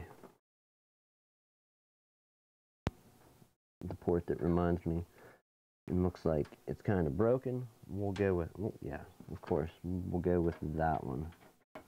The one that makes you think it's broke. Okay, let's see if we can get 2. Green, 3 does give us a signal, escape, F2.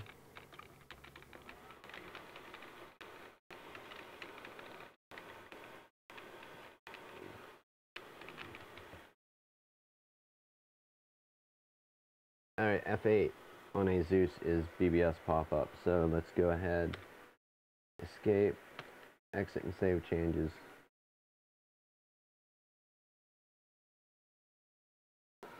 Can we do this now? so I can show everybody.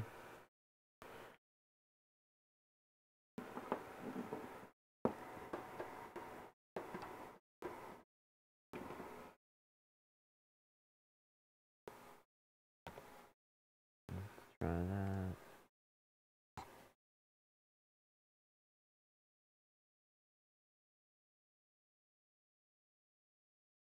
Yeah, we're not getting dual display on BIOS, sorry.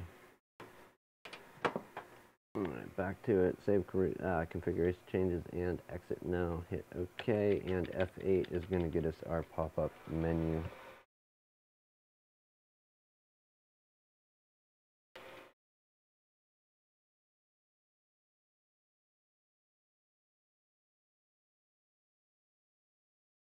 Got it. Okay.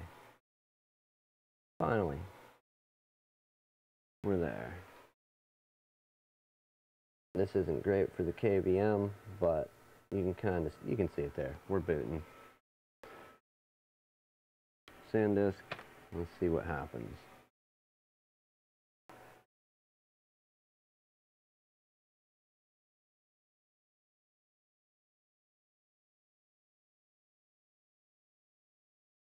That's a good question. They do make HDMI KVMs and HDMI splitters, correct?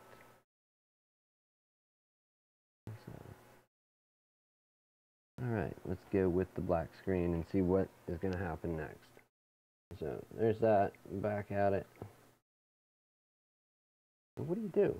What do you do if everything you're doing is leading to no results? Like, really? What are you left with? You got to try something.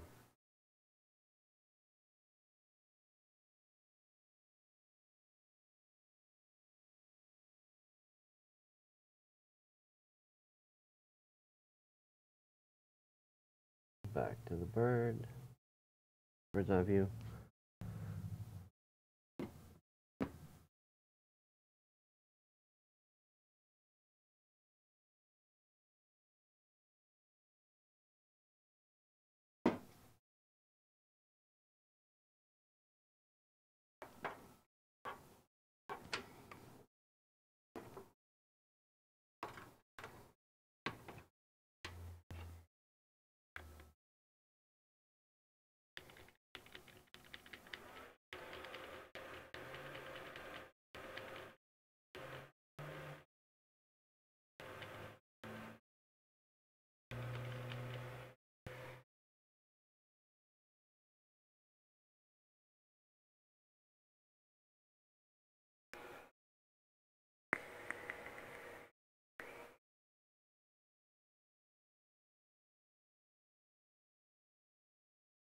Say one thing, this computer is not liking our 10. You know what?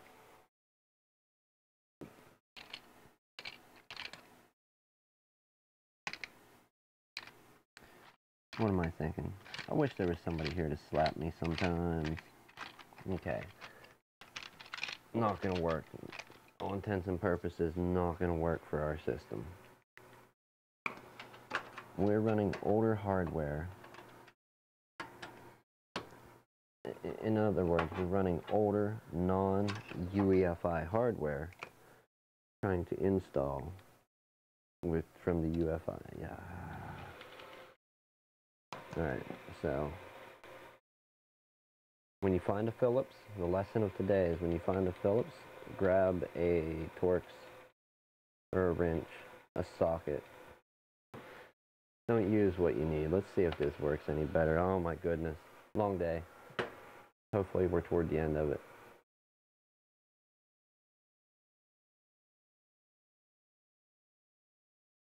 Ha!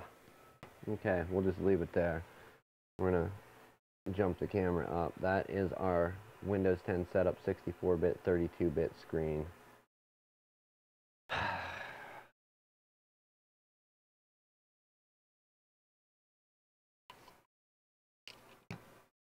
UEFI install media does not work on older systems. I don't know why I didn't think of that when I first mentioned it. But I did make an 1809 non-UEFI install media. I want to clean up because this install should hopefully go quick. I'm getting out of here when it's done. We need to make the call tomorrow for the hard drive. We do have some of the data, just not all. Once to 10, we may be able to send this to the live feed so I can quit jerking a camera around, and hopefully we'll get this install.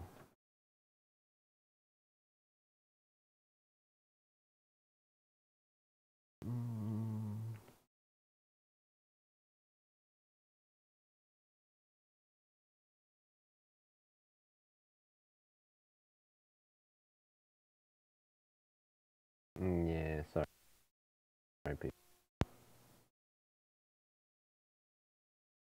It's just not going to happen yet. Alright, let's run through the install quick.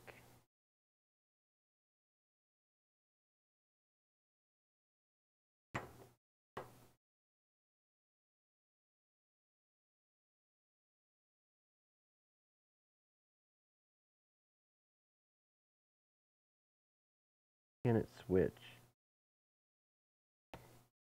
Yeah, nope. We gotta go with the KVM.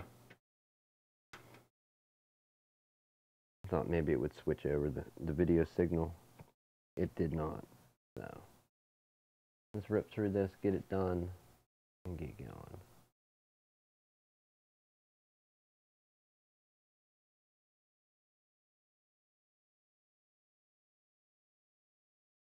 Rolls down on us apply across the board. That's what's great. I remember there was the one Windows 7 computer. Graphics card was in it, and I ran one to OBS, one to the KVM, and it worked great. This onboard video, not so much. I'm going to say I don't have a product key right now. We're not going to burn. We're going to see if it activates because she already had Windows 10 installed on this PC with the same hardware. We're going to see if reinstalling will activate it again. We need to verify her license, which is a 10 Windows 7 Home Premium. We're going to go ahead and put 10 Home on 64-bit. Next.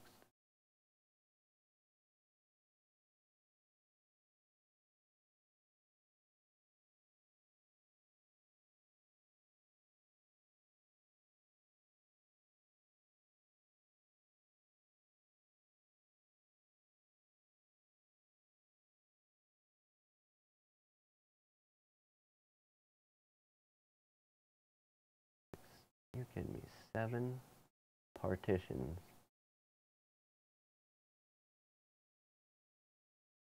7 partitions on this hard drive. 7.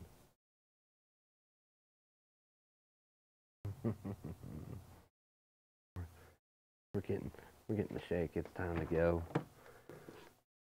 After this rolls through, if it does. If not, well then, hey, we're going to be stuck for a little bit.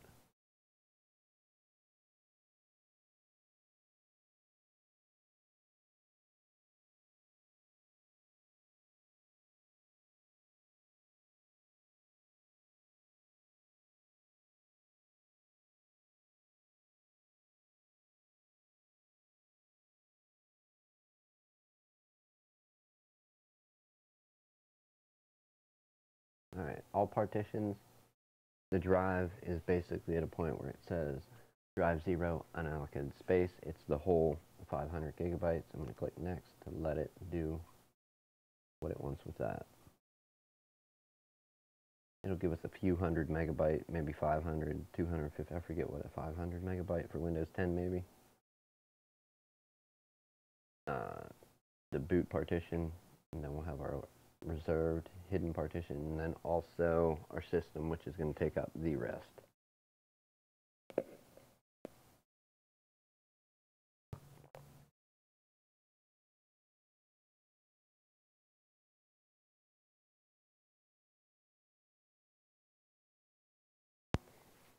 One last attempt at failing. Let's see if we can get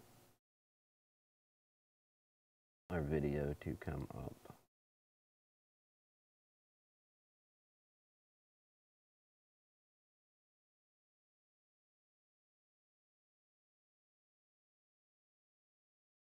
not yet. Didn't think so. Not with onboard video. Who even knows what video is on this thing? Asus motherboard. Probably NVIDIA Enforce chip. I don't know.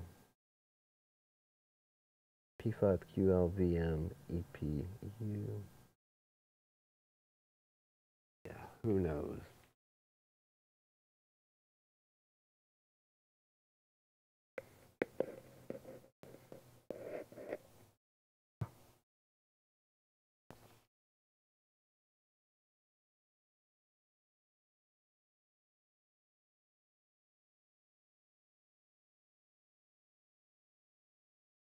We need the BIOS anymore booting?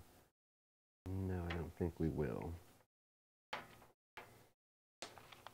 I'm starting to clean up process now. That way we don't have to do it later. By the time we get done with this, or before, we should be to Windows rebooting, hopefully. And then we will get some stability testing. System should be good. I don't see why it wouldn't. She didn't give us anything on the paper saying it was, you know, doing this or this. It's just that that message was popping up. That message being the smart status failure, failing back up and replace now. But it wouldn't back up is the thing. I wonder how. You gotta wonder how long some people will deal with a message and just hit that key on their keyboard, not fully knowing what it does. How long do they go on with it like that? Sometimes you wonder.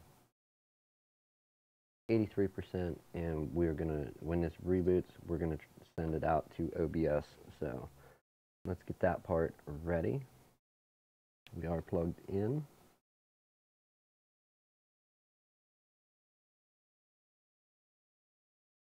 And we're plugged into the cam link. It does not see a source, but it will when it reboots.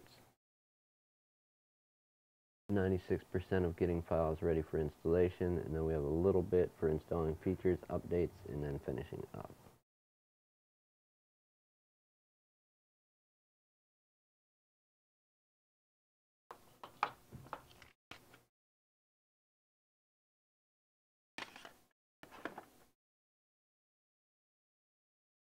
So long live streams, short live streams, what's the popular stuff these days? Because I hear people say, and not like people like me, like bigger content creators and stuff, people saying it both ways, that shorter live streams, shorter videos, longer live streams, longer videos. Both ways they're saying it's popular.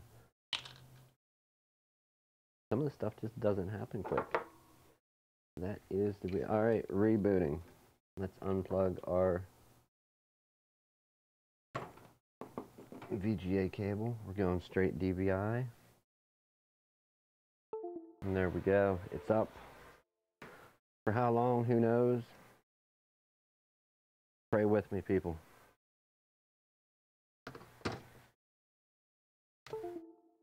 Why does it always freeze on that BIOS screen?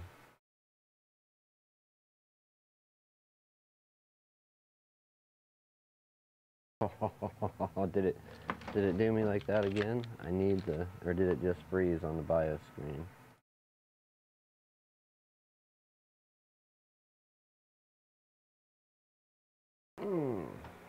Sorry.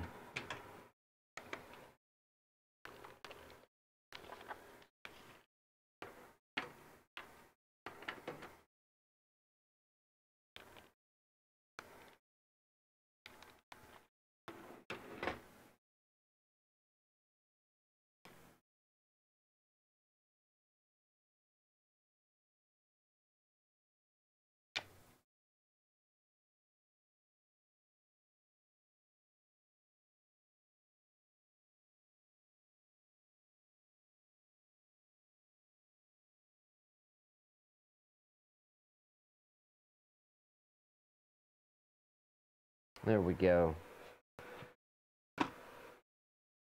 Don't forget to unplug your install media after the reboot. I was so focused on getting the video feed out that, hey, another mistake live. Oh, we'll wait on that. We got dirty hands over here. Alright, let's hop over to the repair, which in this case is an install, not a repair.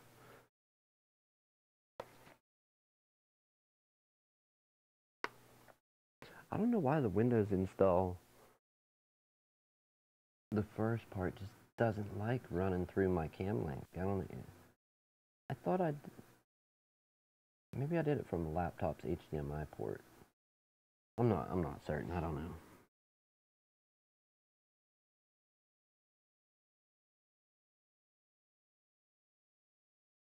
Let's get real risky and see. We have an HDMI port. Are you gonna hate us? Or work with us on this one?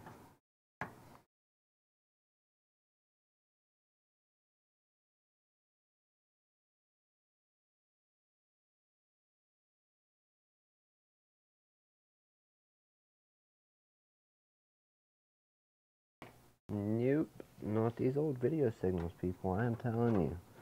Older hardware, unknown mixed bag. What you're gonna get.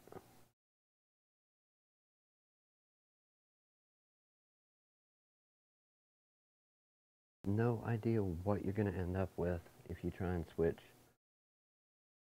your video signal while it's being sent out to OBS. Newer hardware works great. This older stuff, yeah, is a nightmare. So getting ready. What a screen. What a screen.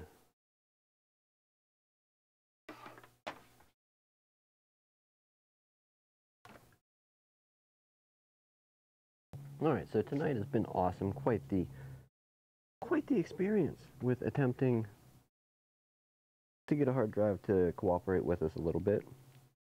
Not so successful.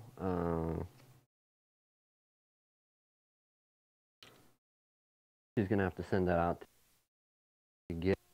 I don't think there's seriously anything I'm gonna be able to do at this point. That was a nightmare. It is exhibiting different systems when plugged into a toaster, plugged in directly, non-USB over SATA. That's something you can try too. I don't know if I want to risk trying that. I think I'd rather just let it up to somebody that knows what they're doing with data recovery, as opposed to me tinkering around with it. And yes, while maybe learning something, also losing anything on her Windows system partition.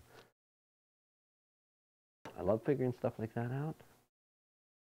And it's always a mystery, always something different. And like I said, I could pre-record this, but that's not near as fun as doing it live. Either succeed and fail. You know, whether you succeed or fail, you gotta own it because you're doing it live. You know, so hey, getting ready. And we do not have a noisy, crazy hard drive. We actually have something that is functioning fairly well for a change, as opposed to the one that would freeze the system, not clone. Good times, good times. Oh, we should take a coffee break.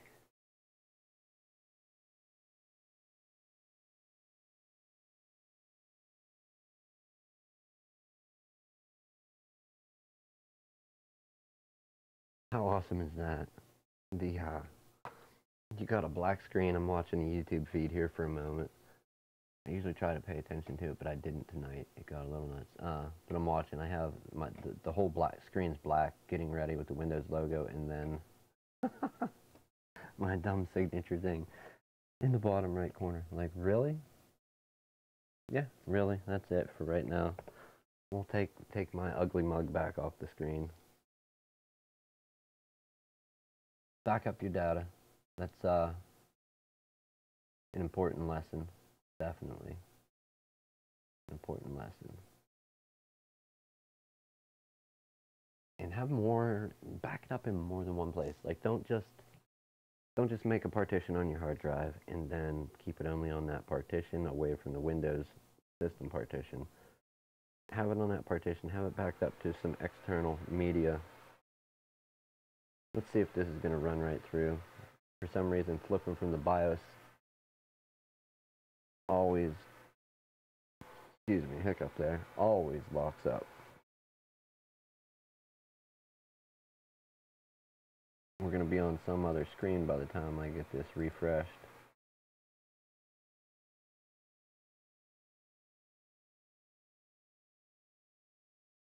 Let's try device default versus custom. We'll see if it'll just pick the default and have the window as big as it is.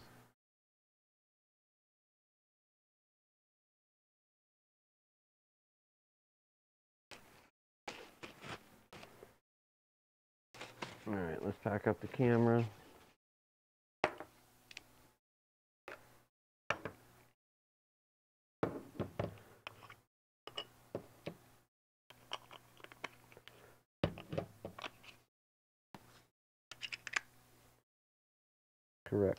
Correct.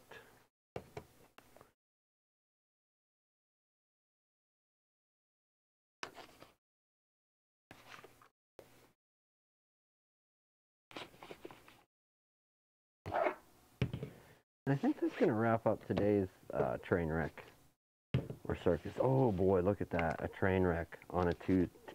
Train wreck Tuesday is better than train wreck Thursday or Friday. I like it. Train wreck Tuesdays. You don't know what you're getting. I didn't even know what I was getting. That's the way to do it. I mean, you can do some educated guesses, but sometimes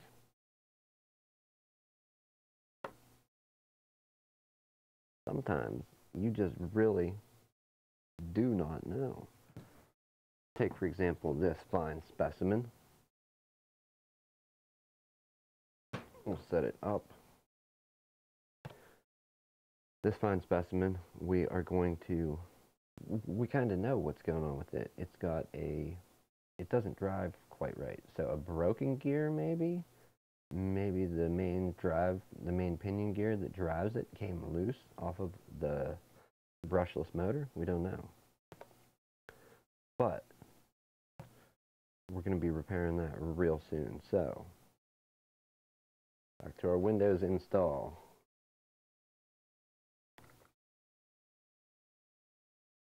And can we get out to 2 different displays yet, or is this something Windows just will refuse to duplicate at the time being? Yeah, no win for me. Nothing to the KVM, but still going to OBS. I'll take it.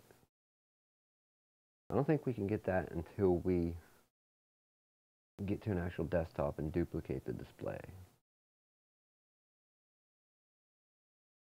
Camera's packed up. The only thing left to go is the recorder, and I can't unplug that while on the air. That's handling the audio in as well as the audio out to live viewers, watchers, fans, whoever, people. And then the people that watch in the future, kind of benefits them because they'll hear the sound that was originally broadcast. Durr. All right, United States. Let's rush through this.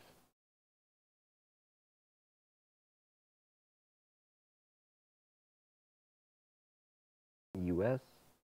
Skip. Okay, we're not Wi-Fi. I was going to say, don't make me pick Wi-Fi. And if you're hearing something, I'm going to go ahead.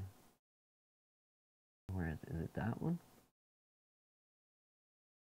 No, it's not there. It isn't up yet.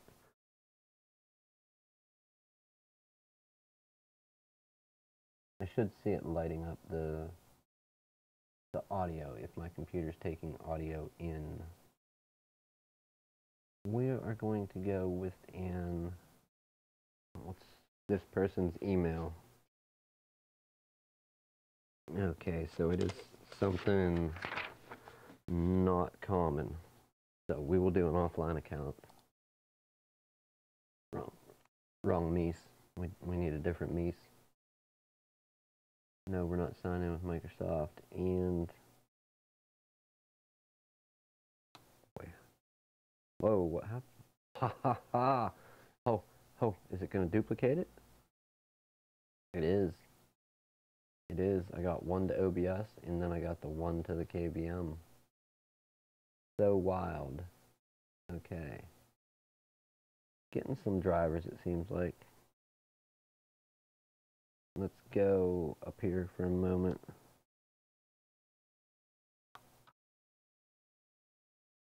We'll hit next, and then we'll try and go back. I did get it first go. Okay. Not that like people's names are secret, but I just don't. You're gonna see it anyhow when it boots up. But that's better than me actually sitting, typing, spelling it out. We'll accept Cortana's spying this. No device history. I haven't tested that feature yet. I don't know how bad it is. Did we go yes to all the spying and prying into your personal life? We're gonna say yeah for that, right? We can let Big Brother Bill, or wait, whoever's in charge over there at MS now, Microsoft. Where? There it is. Okay. We'll click accept.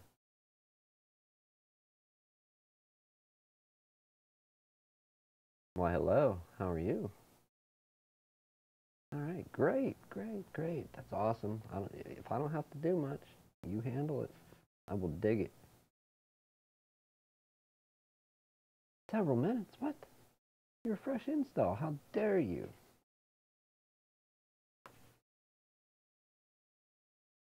What if it wasn't just one or two people? What if it was millions of people? You're gonna make millions of people wait several minutes? Boy, I don't know if I agree with that.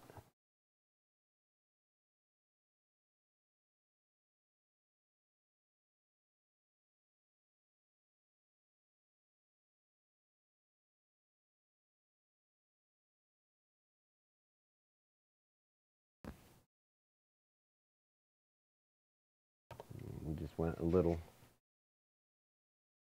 not true OCD, but enough. Cleans dirt off the monitor.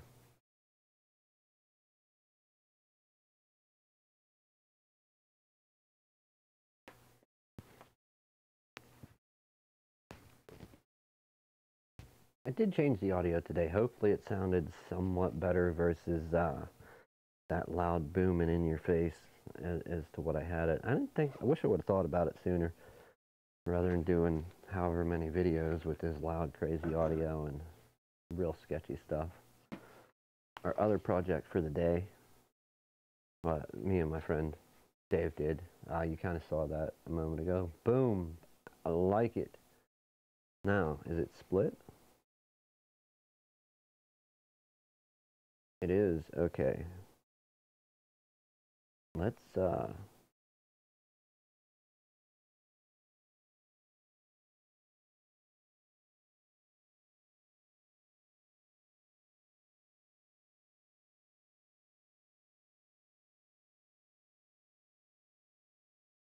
1920 by 1080 does work, so it matches both displays. We're not going to extend them like it is now. We are going to duplicate them. So we're sending the same signal out to both. We'll keep those changes.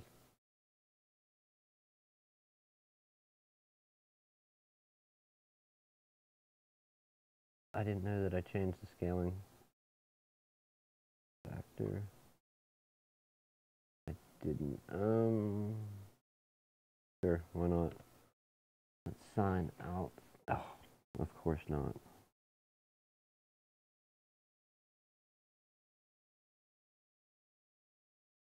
Sign out now. That'll take a moment. Sign it back in.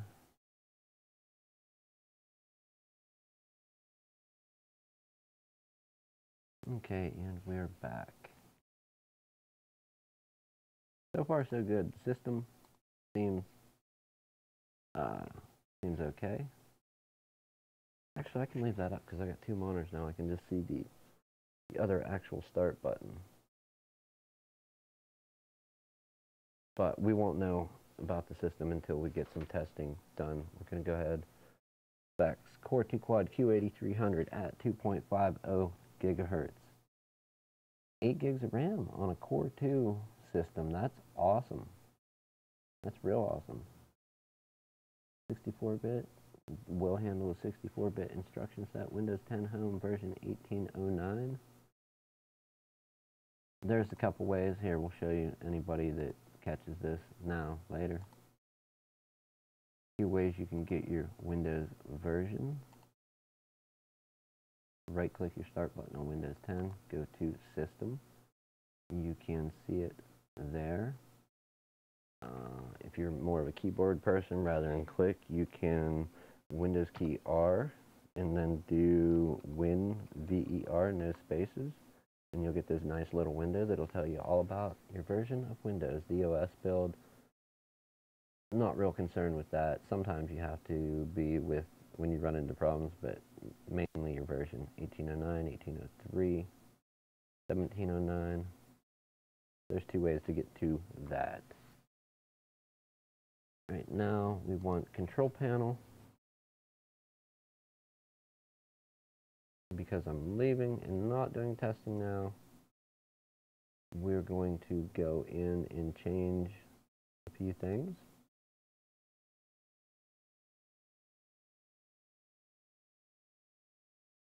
Mainly being putting the computer to sleep, never. Our display can go out after a few minutes. We're going to go to advanced power settings, turn off the hard disk,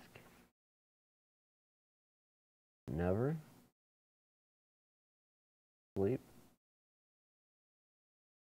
Sleep after, never. Allow hybrid sleep. We're going to turn that setting off for hibernate. And never. Wake timers, there's usually never nothing there. Let's hit apply. Okay, go out here, click save changes. Why do that? When you're going to be doing some work on a computer unattended, you don't want the hard drive timing out after 20 minutes of what it thinks is inactivity, or the computer going to sleep. Those are the main settings that you would do that. Before we get crazy with what we're going to let this computer sit and do, go ahead, we'll go back to our System tab, System Protection.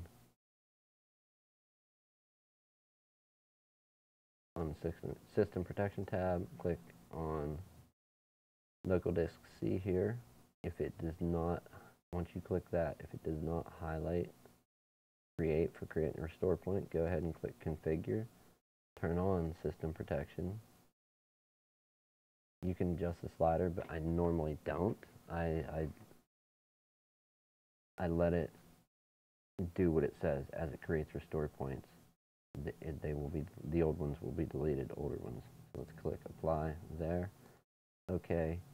Now when we click here, we have an option to create. We will do, what do we call this? Pen install, just a good name, right? So we know it was an install. That restore point comes from directly after installing, getting to the desktop, changing a few options, and boom. Those power options that I changed are all easily able to be reverted back.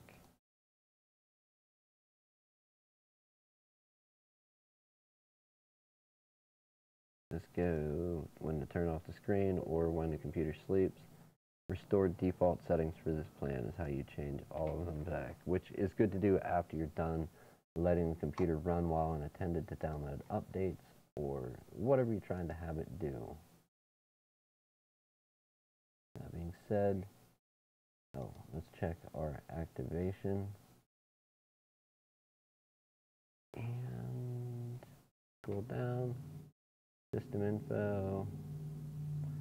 Windows is activated, so it did recognize, even though I selected no product key during the, or I don't have a product key during the install, this hardware has been activated with Windows before, and as far as I know, it works like that. It'll activate it again, as far as I know. Now, the hard drive was changed out, so that should have maybe messed it up and made it to where I would have to call in to reactivate and say, hey, whatever, it's installed on one computer. I had the hard drive failed.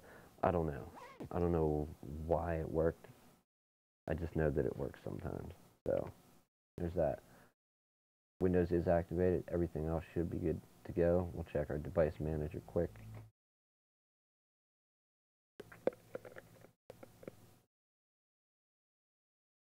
For an older system, Core 2 Quad, the socket 775 Asus motherboard that will read 8 gigs of RAM. That's pretty awesome. It looks like we have some of our drivers. This drive, Toshiba, where would it be? Standard, so we need to go get some drivers. We can do that tomorrow. It may pull some in over Windows Update, which we are going to let it do.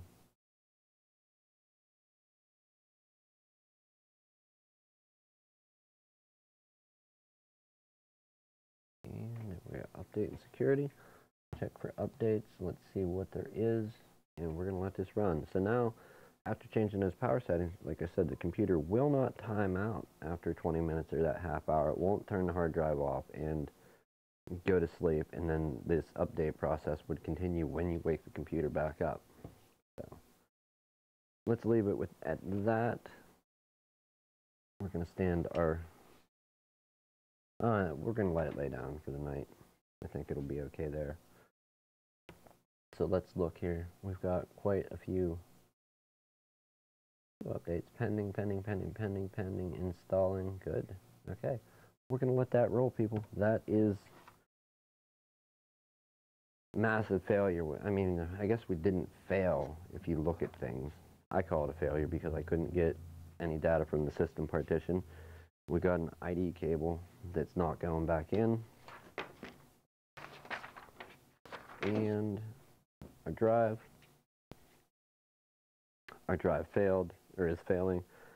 We're going to send this out to or talk to them, see if they have anything on it, number one, and then it'll get sent out. Not something we can cover in our shop here. Not something that I specialize in or do. If a drive's been formatted, and basically when you format it, wipe stuff out, and the drive's been wiped, and then Windows reinstalled again, that, as long as the drive is working, that's something that I can usually get your data back on, not always. But a failing drive, I'm not going to format it just to format it and see if, oh, can I try and attempt to format this failing drive, then get some data back. No, it's at a state where I don't want to risk losing anything else, so we're going to let this hang here. That being said, thank you for hanging out. Tiniest amount of success I've ever seen in this great world. But have a good evening, good afternoon, or good morning, wherever you are. It's got to be one of those. Maybe it's good night. Who knows? Thanks for getting your hands dirty, hanging out. If you stayed till now, you're awesome. Have a good evening.